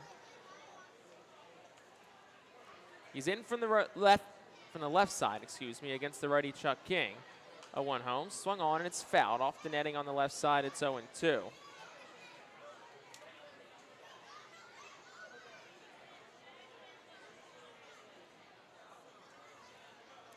Wyatt Young, the starting shortstop today. Jet Williams, the usual shortstop, getting the night off. And the pitch is swung on and fouled. It stays no balls and 2 strikes. As Jake said, Chuck King's job here is to try to give them some length. And he has the ability, obviously, since he's been a starter as well, to throw a few more pitches than your average reliever. So Pitch home is up and away. It's 2-2. If he can keep those pitches down, that pitch count down, he could hopefully give the Phils 2 for sure. Obviously, he's in his second. I would think they're hoping for at least more. 3, maybe 4. And the pitch home, trying to check his swing was Young. The OPO, where third base umpire Trevor Patience says no swing, it's 2-2. Because you're at that spot in this series. Now this is game 5 with another one obviously tomorrow. That your relievers have now been spelled a little bit. Everybody's had their moment. Pitch home, swing and a miss, struck him out. So Wyatt Young goes down on strikes for a strikeout for Chuck King tonight. And yeah, King is kind of new, at least in his professional career. It's new to stretching himself out a bit. He was a 1-2 inning guy last year with Jersey Shore. Now this year, it looks like the Phillies and Reading are looking to kind of have him go 3-4 innings, maybe more at some point this year. So here's Jeff McNeil. And the first one to him is swung on, and it's hit in the air high and deep towards right field. Reyes can just turn and watch it fly. Hit off something, shoots up in the air, and that's a long home run for the New York Met, Jeff McNeil. That'll make it a 6-0 ball game. 371 feet, 103 off the bat. That one hit off the train on the top of the train sign. That's what I didn't know if it was the train or the deck of the event center. Yeah, no, that was off the top of the train. And obviously McNeil knew it. He just missed one the last time up. He hit one down the line, and it was just a little bit too high. But that one, he knew it. He put a healthy cut on it and just watched it go. So it's Francisco Alvarez in from the right side. And King's pitch home is swung on and fouled back, and it's a screamer back. Looks like everyone's okay. It's 0-1. What do you think Francisco Alvarez is thinking about doing right about now? What he did, I believe, was it game 1 of the series he had the home run? Yeah. Yeah, in this situation, I got to think he's going to take the healthiest of healthy cuts. Pitch home is over for a strike. It's 0-2.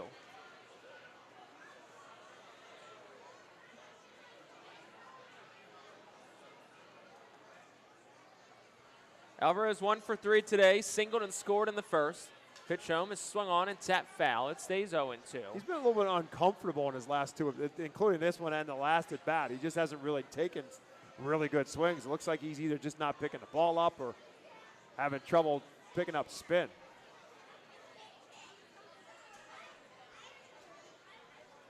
Pitch home. Alvarez takes it outside from King. It's 1-2 to the righty bat.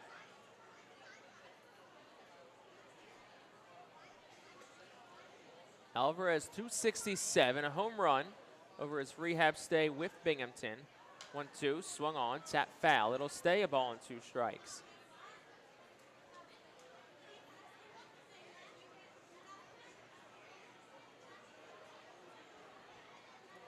Alvarez, a 23-year-old catcher, played 100 games with the Mets a year ago. 1-2 is down, 2-2. It's a Mets team that made their way to the National League Championship Series a year ago, fell to the eventual world champion Dodgers, managed by Dave Roberts, who might be watching tonight's game. His son Cole is on this team. 2-2 is swung on and popped up. It's hit towards shallow right. Out goes Cole Roberts, and he will make a nice over-the-shoulder catch. Oh, no, the ball hit the ground. The ball hit the ground. Alvarez was only a little bit around first, so he'll stay there. I think we're getting an argument here as to whether or not Roberts had that long enough. He had it in his glove, and then eventually it came out. Here comes Al Patrique. He's going to argue that he had it long enough. See if we can get a replay on our MILB TV feed at all. I mean, I'll be honest with you. It looked like he had it long enough unless he was juggling it as he was running. But he made a long run to go get it, had it in his glove. Okay, here's the replay. So if you're watching on Bally Live or MILB TV, we're going to take another look at it right now. So if you're listening on radio, we'll try our best to describe the play. So let's see. He's got it Oh, man, he caught it, and yeah. he made like 3 steps Yeah. with that. And then the ball, I mean, he brought his glove down, and as he brought his glove down, just in his natural progression of running, the ball just fell out of the bottom. That definitely was a catch. Yeah, I mean, have to maybe do some digging on what kind of constitutes a catch, but if we're going by football rules, I think that's a catch. Yeah, it's but this definitely- isn't football, so Right. it is going to go down as a single because that was definitely not a routine play. First pitch is a strike. It's 0-1. I mean, the question is whether or not he had possession of the ball in his glove, and he did. If he was juggling it, then he never had full control of it, and it's a drop. 0-1, and it is a ball, 1-1.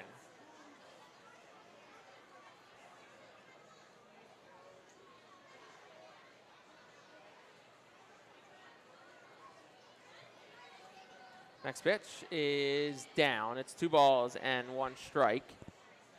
Yeah, that one looked like he made 3-4 steps. Yeah, And that wasn't a there's no juggle doubt. at all. No, like I said, that's the only way. From what I saw, the only way that's a drop ball 2-1, swung on and fouled. It's 2-2. is if he's juggling. If he doesn't have control of the baseball, then you can never say it was a catch. We've seen guys make catches, then I wouldn't say Correct. that was on the exchange No, it wasn't. necessarily, No, but it it probably falls under a similar umbrella. Correct. I mean, it's just, you can have control of the baseball. He has no reason to make the exchange. 2-2 is swung on, lifted, foul. There's nobody on base, so why would he even have to make the exchange? The ball's in his glove, and then eventually it falls out. To me, it was definitely a catch.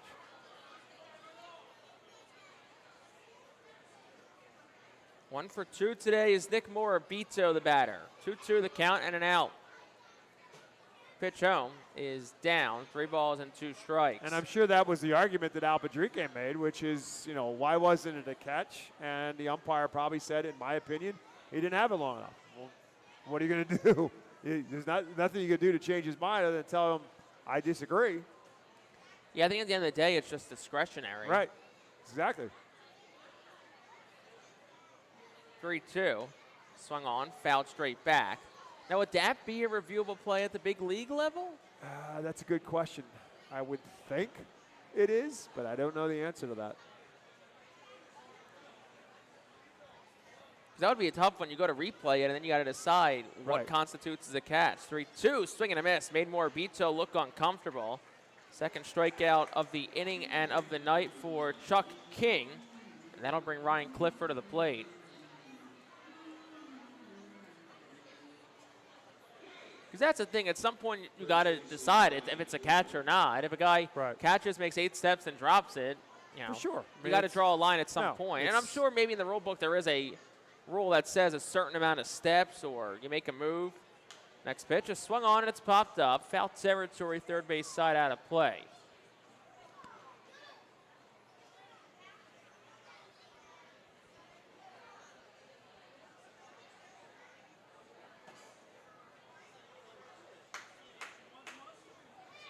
Ryan Clifford, the batter, 2 for 3 today. Single and a home run. 0-1 is down for a ball. It's 1-1. So here is the rule, and it says must have secure possession of the baseball and then voluntary releasing the baseball. So if there's anything that you're going to get him on, that he did not voluntarily release the it. baseball. 1-1, swung on, fouled straight back. It's 1-2. Fielder must have the ball firmly in their hand or glove, which he did. They must hold the ball long enough to demonstrate they have complete control, which I think he did, and then voluntarily release it. The fielder must intentionally release the ball either by throwing it or taking it out of their glove. And that might be what is the Is what they're decision. going to say. Correct.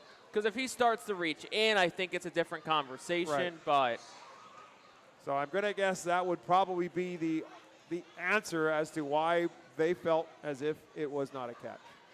The ultimate answer is for Chuck King not to make that hurt. He's 1 out away and 1 strike away from making sure that doesn't hurt him.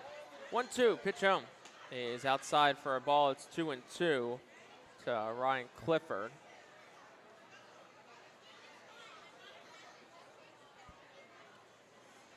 Francisco Alvarez gets the lead off first. Chuck King trying to strand him there. Pitch home, outside, and the count goes full. So Alvarez will be off and running on the pitch.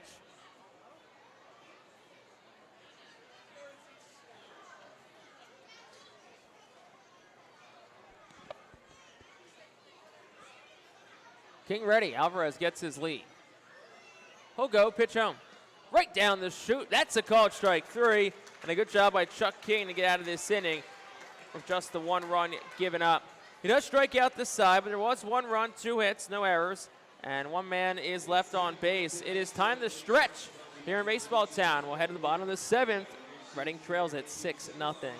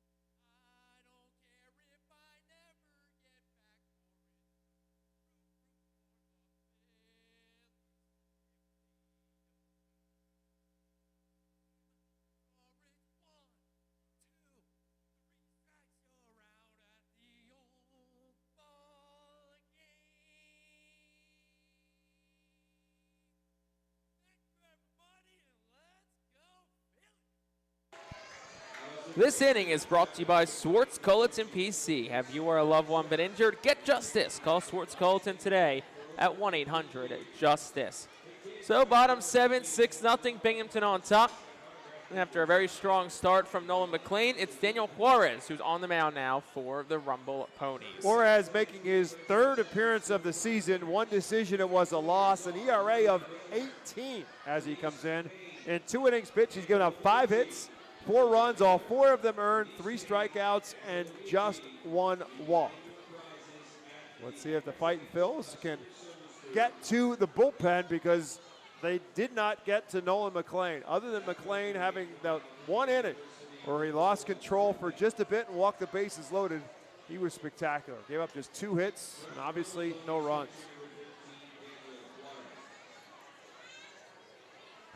So the Fightin' Phils will go bottom 3rd of the lineup here. 6, 7, 8 due up against Daniel Juarez. It'll be Andrik Nava who leads things off. So the line on McLean, 7 innings pitched, 2 hits, no runs, 4 walks, 8 strikeouts. Nava flips around to the right side. And the first pitch to him is a ball 1-0. I said 7 innings pitched, 6 6 innings innings. pitched. Felt like 7. He looked good. He was very good. McLean's really been really good to Yep. start this season. Shows why the Mets are very high on the righty. Right. Juarez fires, and Nava swing and a tapper towards 3rd. Charging LaRusso fields it, throws the first in time.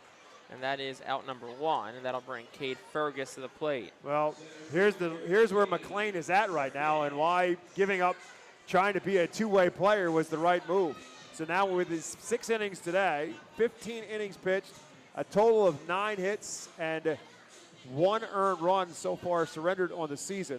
With his 8 strikeouts today, he's now up to 22 strikeouts on the year as well.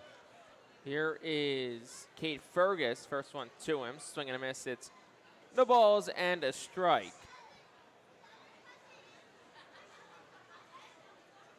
Cade Fergus 0 for 2 in tonight's ball game. Had a hit last night. It was a home run in the 9th inning. It was Fergus' 2nd home run of the season. And the 0-1 is swung on and it's hit.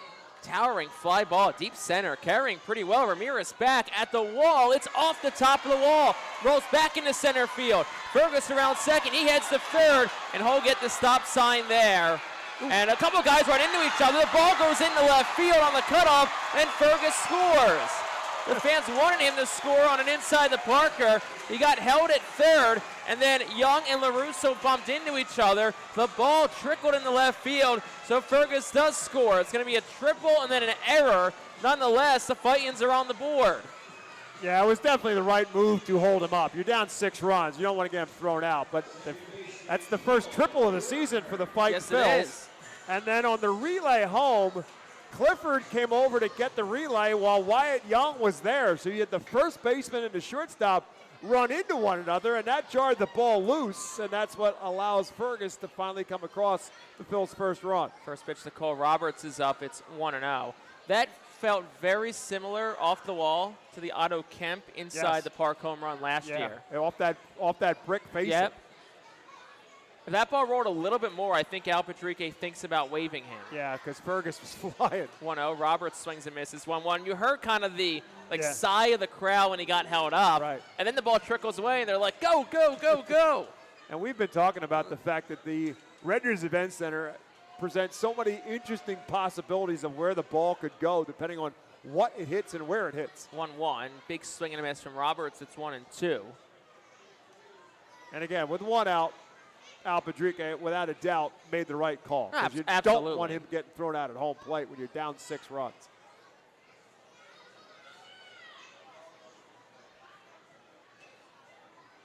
One ball, 2 strikes to count, and pitch home.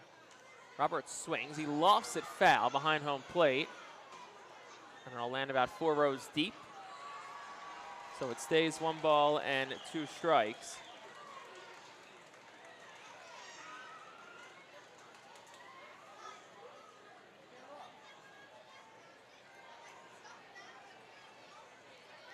One, 2, the count to Cole Roberts. And where was his pitch? Roberts swings and a ground ball tapped to third. Charging LaRusso, the third baseman, fields it, fires the first in time.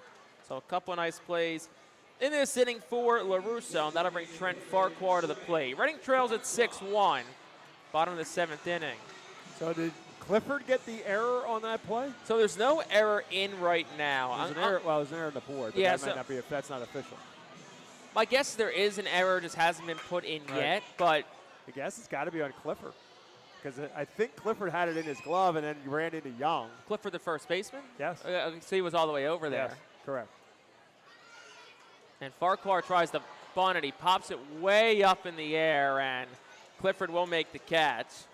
And that will retire the side in the 7th. Reading does get a run. They did it on 1 hit. There was 1 error. No men left on base. Well, ahead of the 8th. Fightins are on the board, though. They trail at 6-1. Our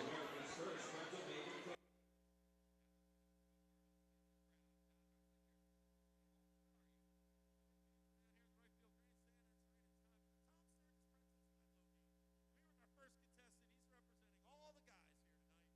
Tell us your name and where you're from. All right, Gary, and where are you, Jordan, with our female contestant?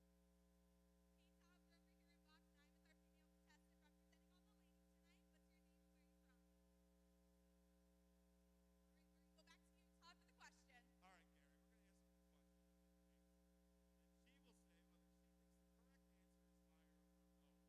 Whoever gets it right wins 4 tickets to the big drone show night on May 17th, and you'll take home these delicious Ponies pretzels. Ready? All right, Gary. We asked the Fightin' Phils players if they normally put the seat back down in the bathroom when they're done, okay? What percentage of the guys do you think said, yes, I normally put that seat back down when I'm done? He says 58% put the seat back down, Jordan. Back in the top half of the 8th inning. Fightin' Phils trail at 6-1. And the takeover on the play-by-play and bring us home. It's Bob McCool. Thank you very much, Jake Starr. Chuck King still out there for the Fightin' Phils as Reading got a run back in that bottom of the 7th inning on the big hit by Cade Fergus. Chuck King trying to keep the Rumble Ponies at bay and hope that the Phils can find a way with 6 more outs left to go in this ball game. The Chick-fil-A serving quality food has been their priority since day one. From chicken sandwiches and nuggets to their famous waffle fries, there's something for everyone. Visit them at Broadcasting Square in Wyomissing, Fifth Street Highway in Reading, and Exeter Commons in Exeter. Chick-fil-A, a proud 2025 Fightin' Phils team feed partner. Chuck King, in his 3rd inning work, facing J.T. Schwartz, lit it off here in the 8th for the Rumble Ponies, and Schwartz takes one low and inside for a ball. Schwartz 1 for 3 on the night, singled his last time up. Rumble Ponies with 2 in the first, 2 in the third, and 1 in the fourth. And then the Jeff McNeil home run in the seventh, which gave them a 6-0 lead before the Phils got that run in the bottom half of the seventh. 6-1, Binghamton on top, and 2 balls and no strikes for the left-hand hitting J.T. Schwartz. Swing and a miss. Kings struck out 3 so far in his 2 innings of work. Has given up 3 hits. Has not walked a batter. 2 balls and 1 strike now to Schwartz. Misses just outside. It's 3-1. Crowd here at FirstEnergy Stadium in anticipation. If the Fightin' Phils cannot generate some fireworks, they'll sit back and enjoy the first fireworks show of the season tonight. Swing and a miss, and Schwartz comes up empty, and the count is now full. And of course, the Fightins will be home tomorrow afternoon to finish off this series. 1:15 on Easter Sunday afternoon. Kids in attendance receive a Reading Hot Dogs replica jersey. And all fans after the game is over with get to run the bases. 1:15 tomorrow afternoon here at FirstEnergy Stadium. The Phils and the Rumble Ponies in Game 6. J.T. Schwartz now in a full count. Left-handed hitter facing right-hander Chuck King. This one fouled out of play, and Schwartz stays alive. Schwartz to be followed by Nick LaRusso and then Travis Swaggerty in the order for the Ponies. Binghamton trying to win their 3rd game in a row in this series after Reading took Game 1 and Game 2.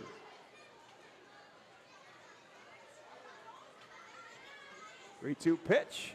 Over for a called strike 3.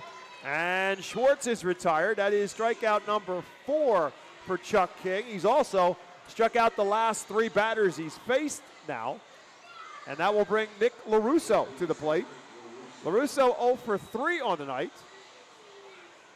Flew out to right field his last time up, which was against King. And the first pitch he sees to him here is over on the outside corner for a called strike 1.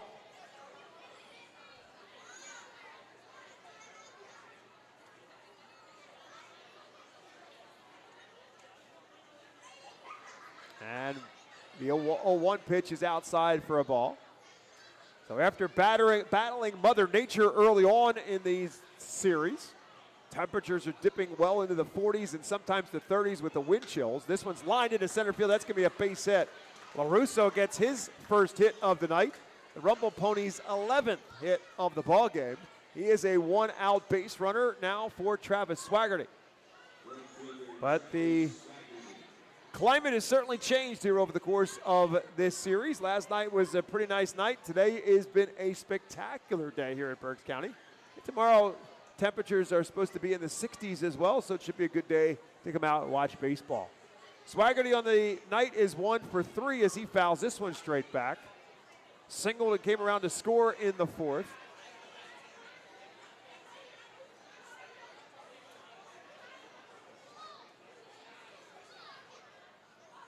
LaRusso takes his lead off of first. King comes to the plate, swing and a miss. He's ahead of Swaggerty. No balls and 2 strikes.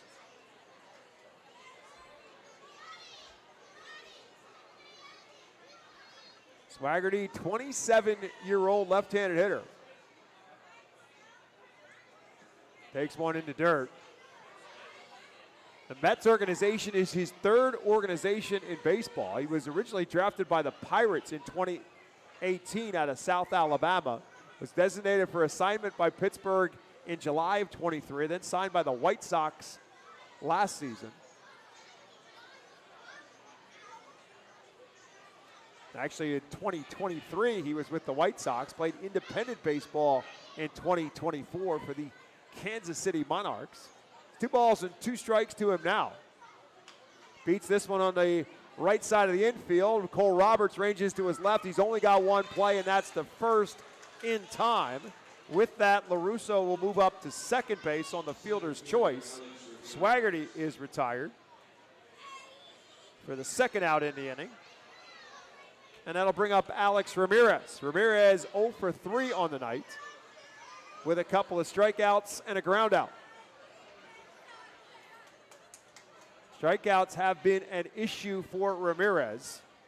in his first time through Double-A. And the first pitch to him is over for a called strike. With his 2 at-bats tonight, he has 35 at-bats on the season and now 16 strikeouts. So just a tick below 50% of his at-bats have ended in a strikeout. He is 2 for 17 now in this series. And it's no balls and 1 strike to the right-handed hitter. And this one misses just outside. It's 1-1.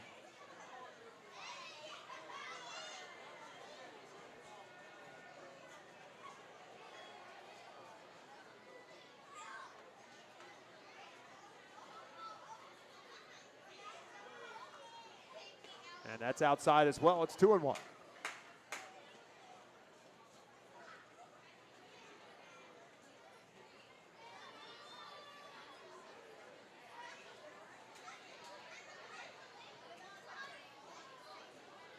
Infield plays him around the pull, and he beats that one foul off his front foot. It's 2-2.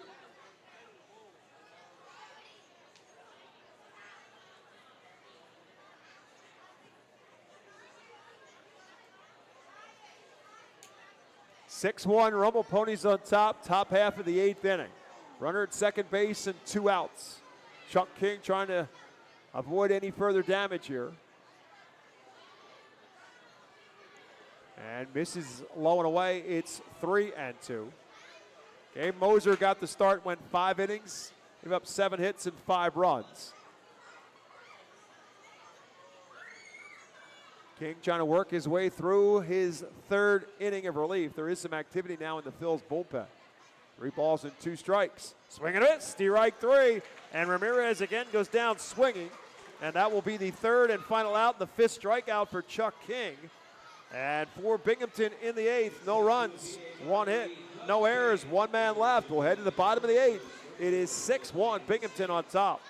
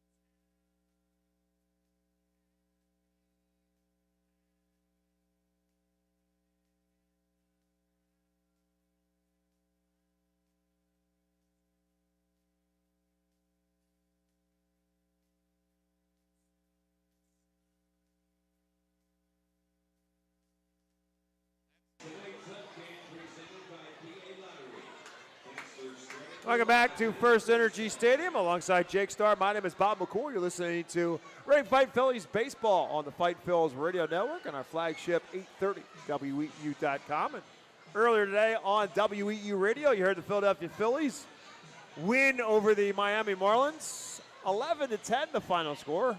Jordan Romano made it interesting in the 9th inning after the Phils had an 11-3 lead going into the 9th. It was 11-3, 11-4. 11-4, I guess it was, and he gave up 6 runs in the 9th. Had to bring in Jose Alvarado to get the final out, make it an 11-10 win for the Philadelphia Phillies. So they take the first 2 games of that series. They'll go for the sweep tomorrow afternoon at 1:35. Aiden Miller leading off for the Fightins here in the bottom of the 8th, down 6-1. And the first pitch from Juarez off the tip of the glove of Francisco Alvarez and all the way to the backstop, ball 1. Juarez in his 2nd inning of work.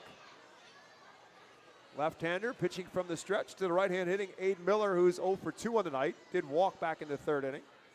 And he's ahead in the count now, 2 balls and no strikes. So Miller 5 for 17 now in this series. Couple extra base hits, a double and a home run.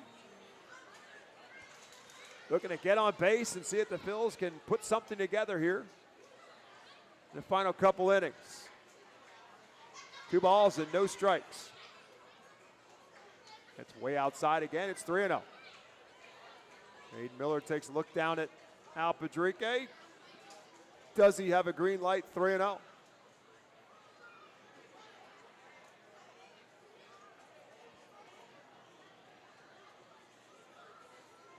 Takes all the way and takes it for a strike. Juarez throws him a 3-0 slider.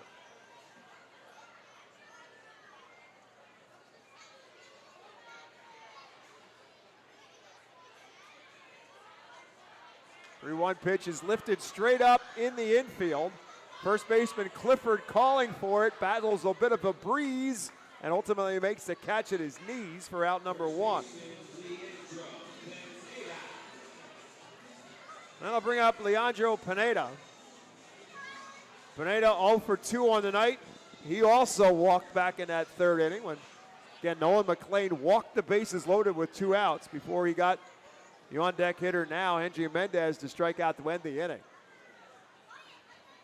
First pitch to Pineda. In and out of the glove of Alvarez. Ball 1.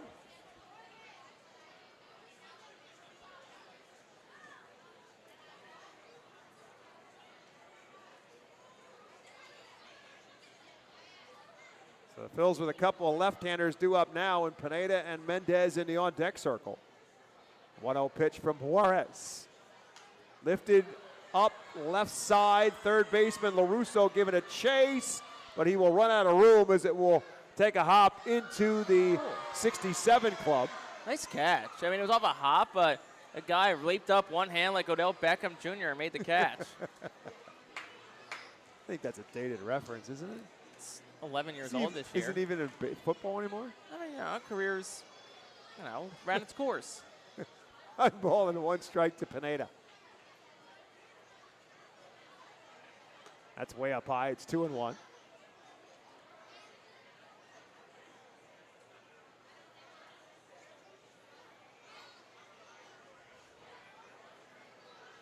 Infield plays Pineda to pull. The outfield a little bit plays him around the other way. And that's over for a called strike. You see that more and more in today's game. Infield plays one way, the outfield plays the other. So it's 2 balls and 2 strikes now to Pineda. Rips it hard but fouled on the first base line.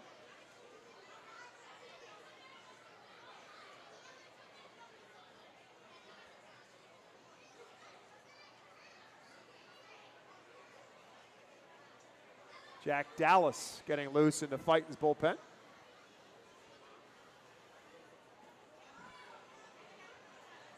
Nobody throwing as of now in the Binghamton bullpen, but guys are making movements with their arms. Look like they're getting the blood flowing. 2 balls and 2 strikes. Beats this one on the ground in front of the mound. Juarez off the mound will turn and throw in plenty of time for out number 2. Bob, I think the word we use for that is stirring. Stirring. The bullpen is stirring for Binghamton. It's an accurate word. So that'll bring up Henry Mendez. Mendez 0 for 3 on the night. And now 2 for 13 in the series. Couple of strikeouts and a ground out in his 3 plate appearances. Batting in the cleanup spot for the first time as Keaton Anthony got the night off, but it was still a good day for Keaton Anthony. He was awarded his gold glove before tonight's game. A brief ceremony before the game. General Manager Scott Hunsinger and Manager Al Padrique there to present him the trophy. And it was really cool. It's the first time I've seen a gold glove in person. Yeah, I saw it sitting around the office this week, and it's cool. And it's a real glove. Yeah. A real glove painted gold. And that would look cool in my house. I'm not taking it, don't get me wrong, but I just think that's a cool trophy. 1 ball, 1 strike. This one fisted the other way, and leaping and making the catch, Nick LaRusso takes a hit away from Henry Mendez, and that will end the 8th inning. Phils go in order, no runs, no hits, no errors, and nobody left. 8 complete. It's 6-1, Binghamton on top.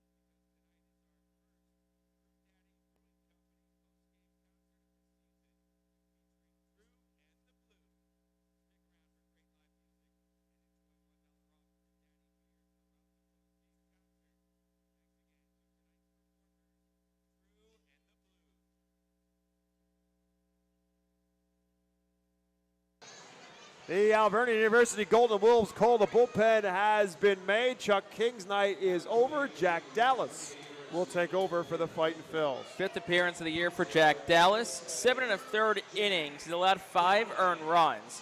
That's good for a 6.14 ERA, 7 strikeouts, and 3 walks. So a solid effort from Chuck King. He goes 3 innings, gives up 4 hits and a run, and the only run he gave up was the Jeff McNeil home run. Did not walk a batter, struck out 5. So Dallas will come on here to get 3 outs, but he will have to face Wyatt Young first, then followed by Jeff McNeil and Francisco Alvarez. Tonight's attendance at FirstEnergy Stadium, the largest of the season so far, 7,018 watching baseball here tonight. Thanks to our friends at PSECU for presenting tonight's attendance. PSECU is proud to be one of the largest credit unions in Pennsylvania. As Wyatt Young leads it off, the 9-hole hitter takes strike 1 from Jack Dallas. Wyatt Young 1 for 3 on the night, 2 for 7 now in this series. And the 1-0-1 pitch is in the dirt, ball 1.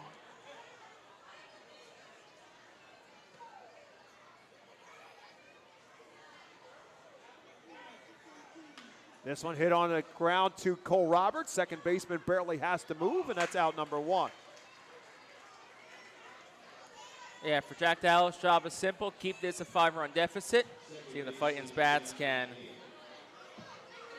work a comeback in the bottom of the 9th. They showed fight last night, cut it to within 1. See if they can do that again tonight. Phillies fans in attendance with a resounding boo for Jeff McNeil, who is 2 for 4 in his appearance so far. This one on the ground. Leandro Pineda at first base will catch it and toss it to Jeff Dallas. And McNeil is out on 1 pitch here in the 9th. On the ground out, going Pineda at first to Dallas covering for out number 2. And now we'll bring up another member of the New York Mets in Francisco Alvarez. And Alvarez has been here for this entire series after playing a couple games in St. Lucie, as that's exactly where McNeil was before tonight's game. And the first pitch from Alvarez is there for a called strike. Alvarez is 2 for 4. Had a line drive base hit his first time up, flew out, struck out, and then got a bit of a gift single his last time up as he takes this one outside for a ball.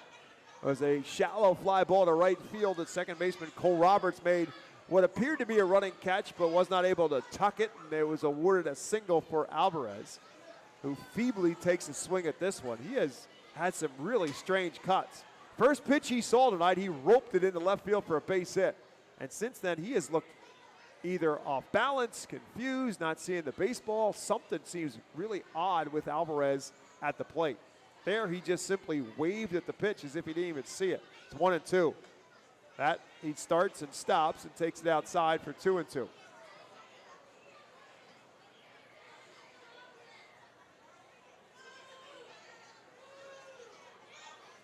Swing and a miss, strike 3, and Alvarez goes down chasing. For the 3rd and final out, Jack Dallas comes in and retires the Rumble Ponies in order in the 9th. No runs, no hits, no errors, and nobody left. We'll head to the bottom of the 9th. Fightins need a bunch. They're down 6-1.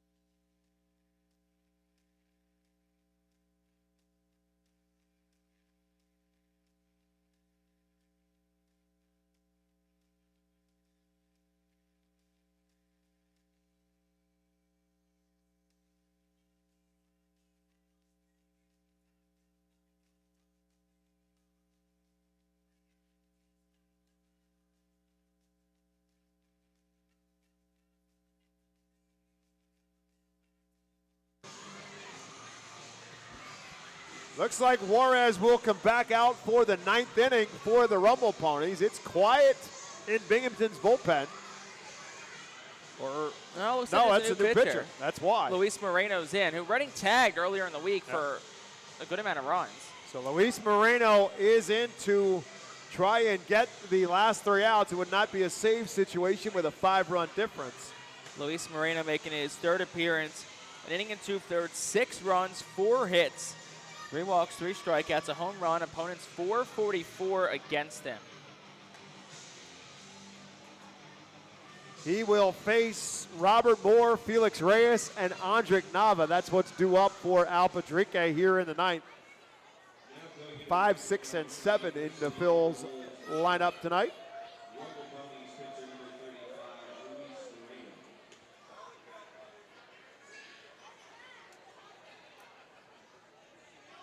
Reading got Moreno in game 1 of this series. 6 runs, 3 hits, 3 walks.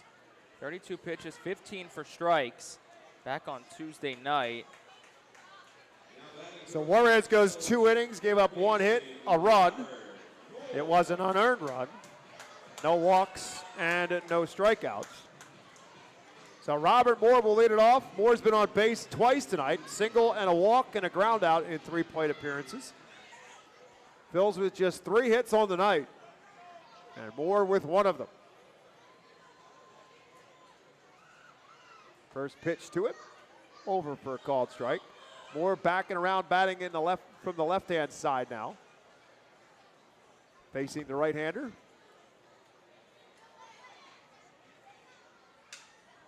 A broken bat flare into right field, but it will hang up for Swaggerty. He'll make the catch without a problem. It's out number 1 here in the 9th. Robert Moore going to need a new piece of lumber after that one. It was an all-speed pitch inside, jammed the lefty, and yeah, just kind of got it off the bad part of the bat and snapped it in 2. So they'll bring up Felix Reyes, who's had a tough night tonight. 3 strikeouts so far.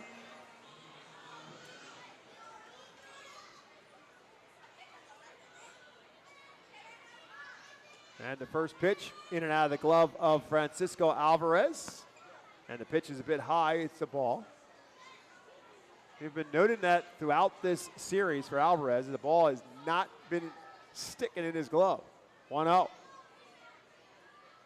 Fouled straight back. Now the thought is again, he broke the hamate bone in his left hand. That's the hand he has the mitt on. So if that's just probably a byproduct of all of that, whether he just doesn't have good feeling in that glove hand yet, or if he's having trouble squeezing the glove. 1 ball and 1 strike. And that one bounces all the way to the backstop. It's 2-1.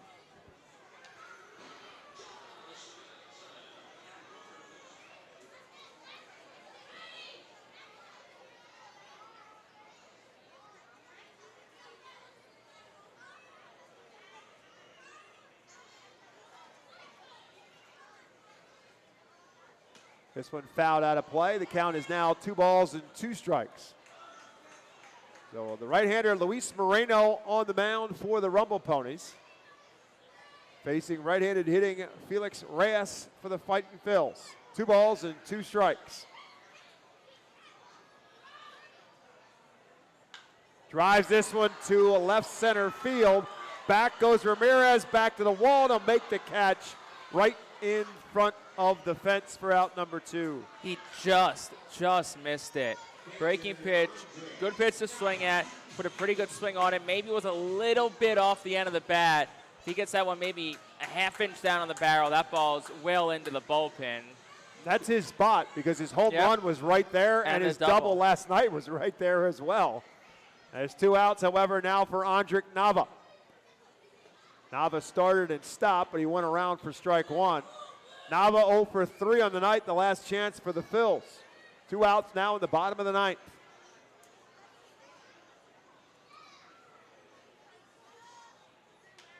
Beats this one on the ground towards Clifford at first. It goes under his glove, and Nava will be safe at first. That's going to go down as another error on Clifford.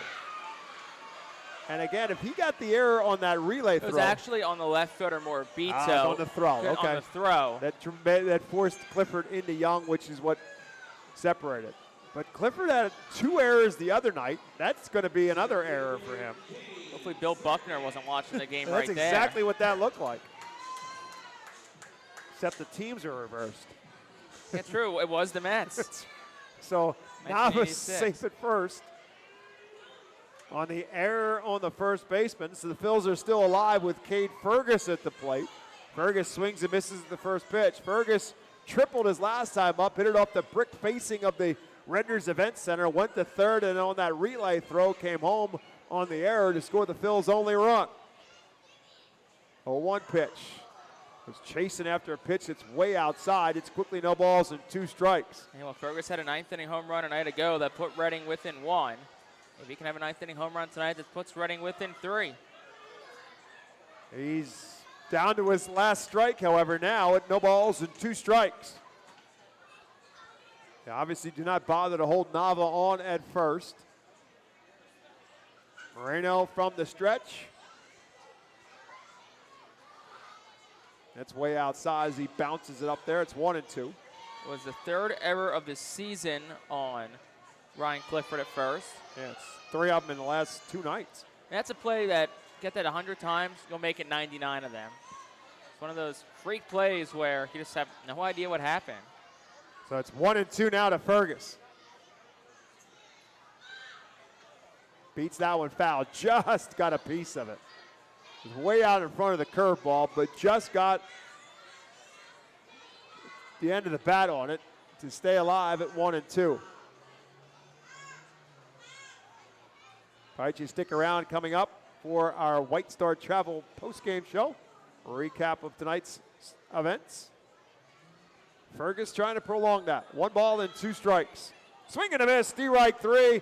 And that will do it as Cade Fergus goes down swinging. And the Fightin' Phils go down for the 3rd night in a row in this series. For the Fightins in the 9th, no runs, no hits, 1 error, and 1 left. The final score, Binghamton 6, Reading 1. We'll be back for our White Star Travel postgame show after this.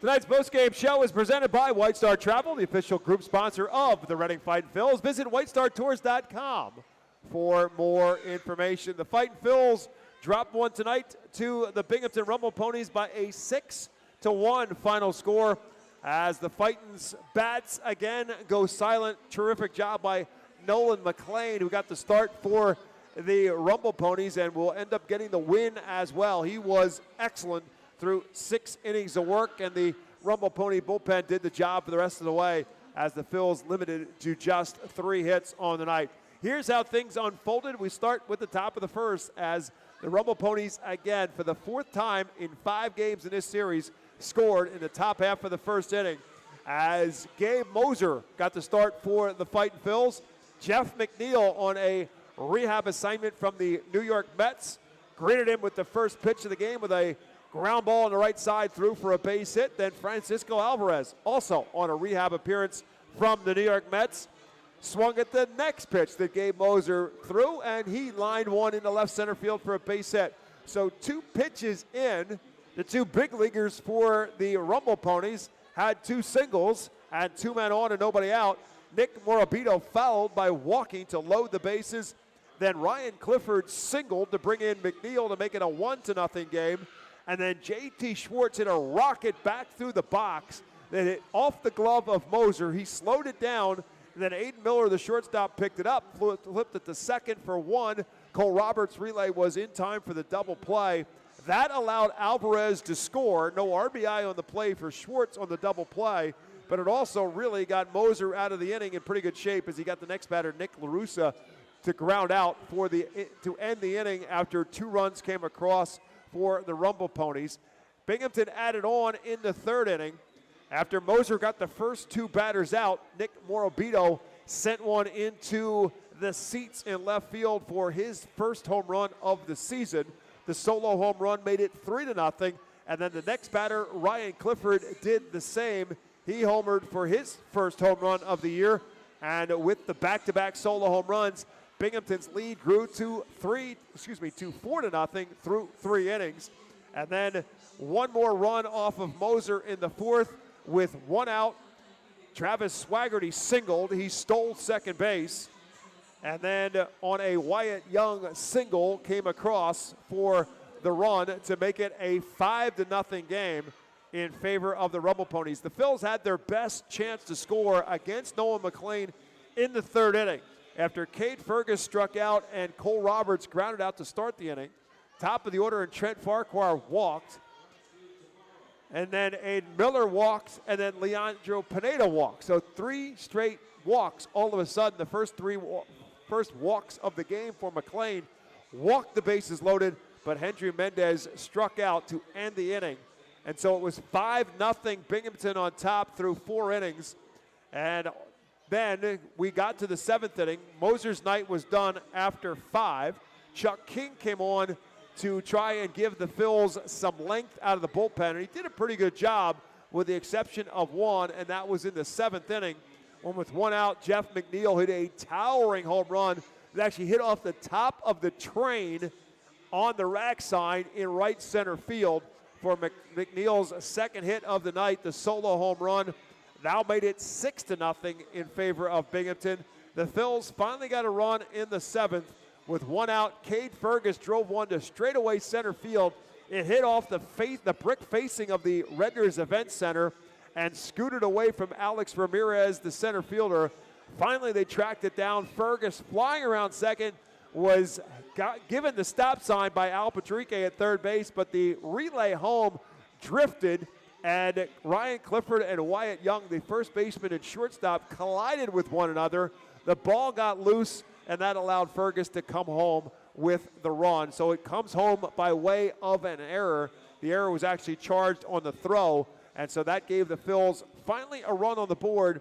It made it a 6-1 game, but the Reading Fightin' Phils were unable to generate anything other than a base runner in the 9th by way of an error. Just 3 hits on the night for the Fightin' Phils, and they lose their 3rd in a row. After winning 3 in a row, they won their last game in Somerset, and then the first 2 games of the series, the Fightins had won 3 in a row and were within a game of 500, but now have lost 3 straight in this series.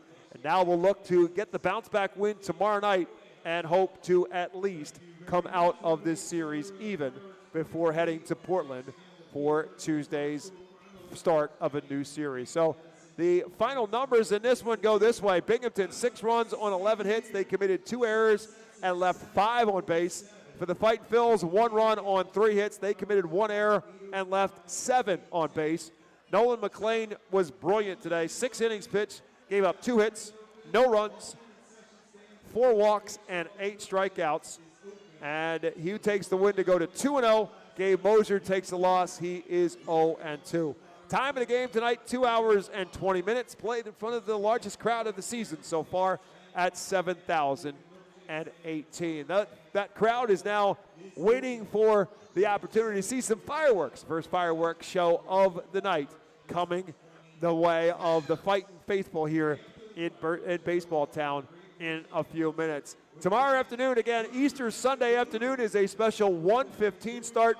Kids get a Reading Hot Dogs replica jersey if you're in attendance tomorrow, and all fans get to run the bases tomorrow when the game is complete. A matchup of right-handers tomorrow, and it'll be the matchup that started this series, both with a couple of wraparound opportunities. Moises Chassé, one of the top prospects in the Philadelphia Phillies organization, will get the start tomorrow, and he will go up against Jonathan Pintero, who will get the start for the Rumble Ponies again. 1:15 is first pitch here in Baseball Town. And if you're listening to us on our Reading Fightin Phil's radio network and at 8:30 WEU.com, our pregame show will get underway at 1 o'clock. Jake Starr and all of our compadres along the chain of the minor leagues will have the minor league report for you as part of our pregame show. Thanks to Reading Fightin Phil's hitting coach, Tom Slater, for spending some time with Jake Starr for our pregame show, both last night and the second part of that tonight as well. So that will do it for tonight's broadcast. The Fightin Phils dropped tonight's game. They are now 5-9 on the season, and with the win, Binghamton gets to 500. The Rumble Ponies are now 6-6. We'll try it again tomorrow. Again, first pitch is at 1:15 here at FirstEnergy Stadium. The final score, Binghamton 6, Reading 1. For my broadcast partner, Jake Starr, my name is Bob McCool. Thanks for listening to Reading Fightin Phil's Baseball on the Fightin Phil's radio network. Hope you'll do it again tomorrow afternoon. 1 o'clock is our pregame show time. But better yet, love to see you here tomorrow afternoon at the ballpark. Have a great night, everyone, and as always, thank you for listening to Fightin Phil's Baseball.